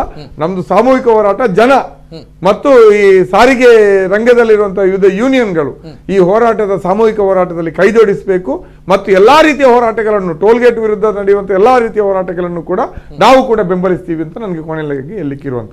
ಓಕೆ ಎಸ್, ಕೊನೆಯದಾಗಿ ದಿಲ್ರಾಜ್ ಜಾಳು ಅವರು ಇದೇ ರೀತಿ ನಾವು ಆ ಬೋರ್ಡ್ಗೆ ಹೆದರಿ ಸುಮ್ಮನೆ ಟೋಲ್ ಕಟ್ಟಿಕೊಂಡು ಹೋಗ್ಬೇಕಾ ಅಥವಾ ಏನಾದ್ರೂ ತಾವುಗಳು ಕ್ರಮ ಕೈಗೊಳ್ತೀವೋ ಅಥವಾ ಜನರು ಕ್ರಮ ಕೈಗೊಳ್ತಾರಾ, ತಾವುಗಳು ಕೈಗೊಳ್ತೀರಾ ಅನ್ನೋ ಪ್ರಶ್ನೆ ನಾನು ಕೇಳಬೇಕು ಕೊನೆಯದಾಗಿ. ಎಸ್ ದಿಲ್ರಾಜ್ ಜಾಳು ಕೊನೆಯದಾಗಿ. ಇಲ್ಲ, ವಿಸ್ತಾರವಾಗಿ ನಮ್ಮ ಮುನೀರ್ ಕಾಟಿಪಾಳ್ ಅವರು ಯಾವ ರೀತಿಯ ನಮ್ಮ ಮುಂದಿನ ದಿವಸಗಳಲ್ಲಿ ಯಾವ ರೀತಿ ನಾವು ಹೋರಾಟ ಮಾಡ್ತೇವೆ ಅಂತ ಹೇಳಿ ಅವರು ಹೇಳಿದ್ದಾರೆ. ಆದ್ರೆ ಇವತ್ತು ಕ್ರಮ ಇರುವಂತದ್ದು ನಮ್ಮ ಮುನೀರ್ ಕಾಟಿಪಾಳ್ ಆಗ್ಲಿ ಅಥವಾ ದಿಲ್ರಾಜ್ ಜಾಳು ಅಲ್ಲ. ಇವತ್ತು ಕ್ರಮ ಯಾರು ಕೈಗೊಳ್ಬೇಕಂತ ಹೇಳಿದ್ರೆ ಯಾರು ನಾವು ಜನಪ್ರತಿನಿಧಿಯಾಗಿ ಆಯ್ಕೆ ಮಾಡಿದ್ದೇವೆ ಇವ್ರುಗಳು ಇವತ್ತು ಕ್ರಮ ಕೈಗೊಳ್ಬೇಕು. ಯಾಕಂತ ಹೇಳಿದ್ರೆ ಈ ಏನು ಬ್ಯಾನರ್ ಅನ್ನು ನಮ್ಮ ಪ್ರಾಧಿಕಾರದವರು ಹಾಕಿದ್ದಾರೆ ಇದ್ರಲ್ಲಿ ನೇರವಾಗಿ ಗೊತ್ತಾಗ್ತದೆ ಅವರಿಗೆ ಅವರು ಈ ಒಂದು ವಿಷಯದಲ್ಲಿ ಜನರ ಹೋರಾಟಕ್ಕೆ ಅವರು ಹೆದರಿದ್ದಾರೆ. ಮುಂದಿನ ದಿವಸಗಳಲ್ಲಿ ಜನರು ಇವತ್ತೇನು ಸುರತ್ಕಲ್ನ ಟೋಲ್ ಇದೆ ಆ ಟೋಲ್ ಇರ್ಲಿಕ್ಕೆ ಜನರು ಖಂಡಿತವಾಗಿ ಹೋರಾಟಗಳನ್ನು ಮಾಡ್ತಾರೆ ಅಂತ ಹೇಳಿ ಹೆದರಿ ಈ ಒಂದು ಬ್ಯಾನರ್ ಅನ್ನು ಹಾಕಿದ್ದಾರೆ ಅಂತ ಹೇಳಿ ನಾನು ಹೇಳಲಿಕ್ಕೆ ಬಯಸ್ತೇನೆ.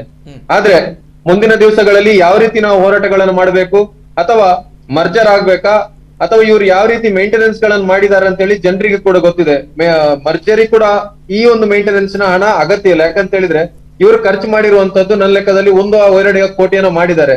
ಇವ್ರು ಯಾವ ರೀತಿ ರಸ್ತೆಯನ್ನು ಮೇಂಟೈನ್ ಮಾಡಿದ್ದಾರೆ, ಯಾವ ರೀತಿ ಮೀಡಿಯನ್ ಗಳಿದೆ ನಮ್ಮ ಮಂಗಳೂರಿನಲ್ಲಿ, ಯಾವ ರೀತಿ ಸಿಂಗಲ್ ಫ್ಲೈಓವರ್ ಗಳನ್ನು ಮಾಡಿದ್ದಾರೆ, ಫ್ಲೈಓವರ್ ಕೆಳಗಡೆ ಯಾವ ರೀತಿ ಇತ್ತು, ಏನೋ ಒಂದು ಸಾರ್ವಜನಿಕರು ಆ ಸುರತ್ಕಲ್ನ ಏನು ನಾಗರಿಕರು ಅಷ್ಟೊಂದು ಖರ್ಚು ಮಾಡಿ ಅದನ್ನು ಮಾಡಿರುವಂತದ್ದು ಚಂದವಾಗಿ ಮಾಡಿದ್ದಾರೆ.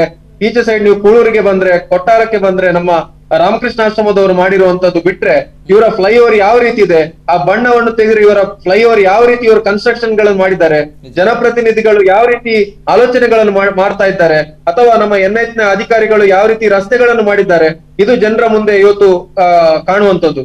ಇವತ್ತು ನಾವು ಏನು ಹೇಳ್ತಾ ಇದ್ದೇವೆ ಅಂತ ಹೇಳಿದ್ರೆ ಈ ಒಂದು ಹೋರಾಟ ಇದು ಯಾವುದೇ ನಾನು ಮತ್ತು ಮುನೀರ್ ಕಾಟಿಪಾಳ್ ಅವರ ರಾಜಕೀಯ ಅಥವಾ ಬೇರೆ ಬೇರೆ ನಮ್ಮ ಐಡಿಯಾಸ್ ಬೇರೆ ಇರಬಹುದು ಅಥವಾ ನಮ್ಮ ಐಡಿಯಾಲಜಿ ಬೇರೆ ಇರಬಹುದು. ಆದ್ರೆ ಈ ವಿಷಯದಲ್ಲಿ ನಾವು ಯಾವುದೇ ರಾಜಕೀಯವನ್ನು ನೋಡದೆ ಯಾವುದೇ ನಮ್ಮ ವಿಚಾರಧಾರೆಗಳು ಬೇರೆ ಇದ್ರು ಕೂಡ ಮುಂದಿನ ದಿವಸಗಳಲ್ಲಿ ಈ ಒಂದು ಹೋರಾಟದಲ್ಲಿ ಎಲ್ಲಾ ಕೈ ಜೋಡಿಸಬೇಕು ಮತ್ತು ನಮ್ಮ ಏನು ಅನಧಿಕೃತ ಇಲ್ಲಿಗಲ್ ಟೋಲ್ ಅಂತೇಳಿ ನಾನು ಈಗ ಹೇಳ್ತಾ ಇದ್ದೇನೆ, ಅದೊಂದು ಇಲ್ಲಿಗಲ್ ಟೋಲು, ಆ ಇಲ್ಲಿಗಲ್ ಟೋಲು ಮುಂದಿನ ದಿವಸಗಳು ಇರಲೇಬಾರದು ಅಂತೇಳಿ ನನ್ನ ಆಗ್ರಹ.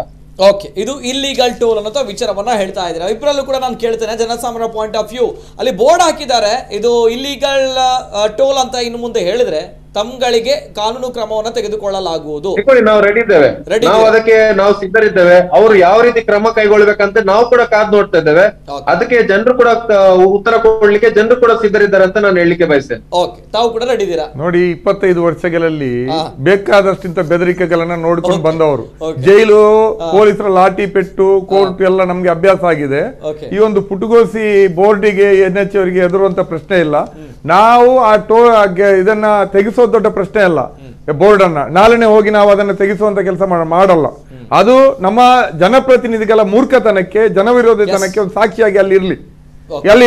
ಅವರು ದಿಲ್ರಾಜ್ ಅವರು ಹೇಳಿದ ರೀತಿಯಲ್ಲಿ ಅದನ್ನ ತೆಗೆಸುವಂತಹದ್ದು, ಟೋಲ್ಗೇಟ್ ತೆಗೆಸುವಂತ ನಮ್ಮ ಕೆಲಸ ಅಲ್ಲ, ಕೆಲಸ ಆಗ್ಬೇಕಿತ್ತು. MP ನಳಿನ್ ಕುಮಾರ್ ಕಟೀಲ್ ಪ್ರಧಾನ ಜವಾಬ್ದಾರಿ ಆಗಿತ್ತು. ಈಗ ಟೋಲ್ಗೇಟ್ ಹೊಡೆದಾಗ್ತೀನಿ ಅಂತ ಹೇಳಿದ ಶಾಸಕ ಭರತ್ ಶೆಟ್ಟಿ ಅವರು ಕನಿಷ್ಠ ಬೋರ್ಡ್ ಅನ್ನಾದ್ರೂ ತೆಗೆಸಬೇಕಿತ್ತು. ಅದಾಗಿಲ್ಲ ಅನ್ನೋ ಕಾರಣಕ್ಕೆ ಅದಲ್ಲಿ ಇರ್ಲಿ. ನಮ್ಮ ಹೋರಾಟ ಮುಂದುವರಿತದೆ. ಅವರು ಕಾನೂನು ಕ್ರಮ ಯಾವುದೇ ಮಾಡಲಿ ನಾವು ಅದಕ್ಕೆ ಸಿದ್ಧರಿದ್ದೀವಿ. ನಮಗೂ ಕಾನೂನುಗಳು ಗೊತ್ತು, ನಮ್ಮಲ್ಲೂ ವಕೀಲರುಗಳಿದ್ದಾರೆ, ನಮ್ಮಲ್ಲಿಯೂ ಕೂಡ ನಮ್ಮ ಮೇಲೆ ಕಾನೂನು ಕ್ರಮ ಆದಾಗ ಜನ ಯಾವ ರೀತಿ ಪ್ರತಿಕ್ರಿಯಿಸ್ತಾರಂತ ಅವ್ರು ಮತ್ತೆ ನೋಡ್ಕೊಳ್ಳಿ. Very beautiful. ಇದನ್ನ ನಾನು ಇಬ್ರು ಸಾಮಾಜಿಕ ಹೋರಾಟಗಾರರಲ್ಲಿ ನಾನು ಯಾಕೆ ಕೇಳಿದೆ ಅಂತ ಹೇಳಿದಾಗ, ಇದು ಅವರ ಸ್ಟ್ಯಾಂಡ್. ಅಂದ್ರೆ ಆ ಒಂದು ಬೋರ್ಡ್ ಬಿದ್ದಿದೆ, ಬರಹದ ಒಂದು ಬೋರ್ಡ್ ಬಿದ್ದಿದೆ ಅಂತ ಬಂದಾಗ ನಮ್ಮ ಹೋರಾಟಗಳು ಇಲ್ಲಿಗೆ ನಿಲ್ಲಲಿಲ್ಲ, ನಾವು ಅದಕ್ಕೆ ಹೆದರಲಿಲ್ಲ. ಯಾಕೆಂದ್ರೆ ಪ್ರಜಾಪ್ರಭುತ್ವ ನಮಗೆ ಹಕ್ಕನ್ನ ಕೊಟ್ಟಿದೆ, ಸಂವಿಧಾನ ನಮಗೆ ಹಕ್ಕನ್ನ ಕೊಟ್ಟಿದೆ. ಹಾಗಾಗಿ ನಮ್ಮ ಹಕ್ಕುಗಳಿಗೋಸ್ಕರ ನಾವುಗಳು ಹೋರಾಟ ಮಾಡ್ತೀವಿ ಅನ್ನುವಂತಹ ವಿಚಾರದಲ್ಲಿ ಇಬ್ರು ಕೂಡ ಸಾಮಾಜಿಕ ಹೋರಾಟಗಾರರು ಹೇಳ್ತಾ ಇರುವಂತದ್ದು. ಸಮಯದ ತುಂಬಾನೇ ಇದೆ. ಧನ್ಯವಾದಗಳು. ಎಲ್ಲರೂ ಕೂಡ ಶುಭವಾಗಲಿ. ಧನ್ಯವಾದ. ಎಲ್ಲೇ ಮೀರಿದಂತಹ ಮುಸಲ್ಮಾನರನ್ನು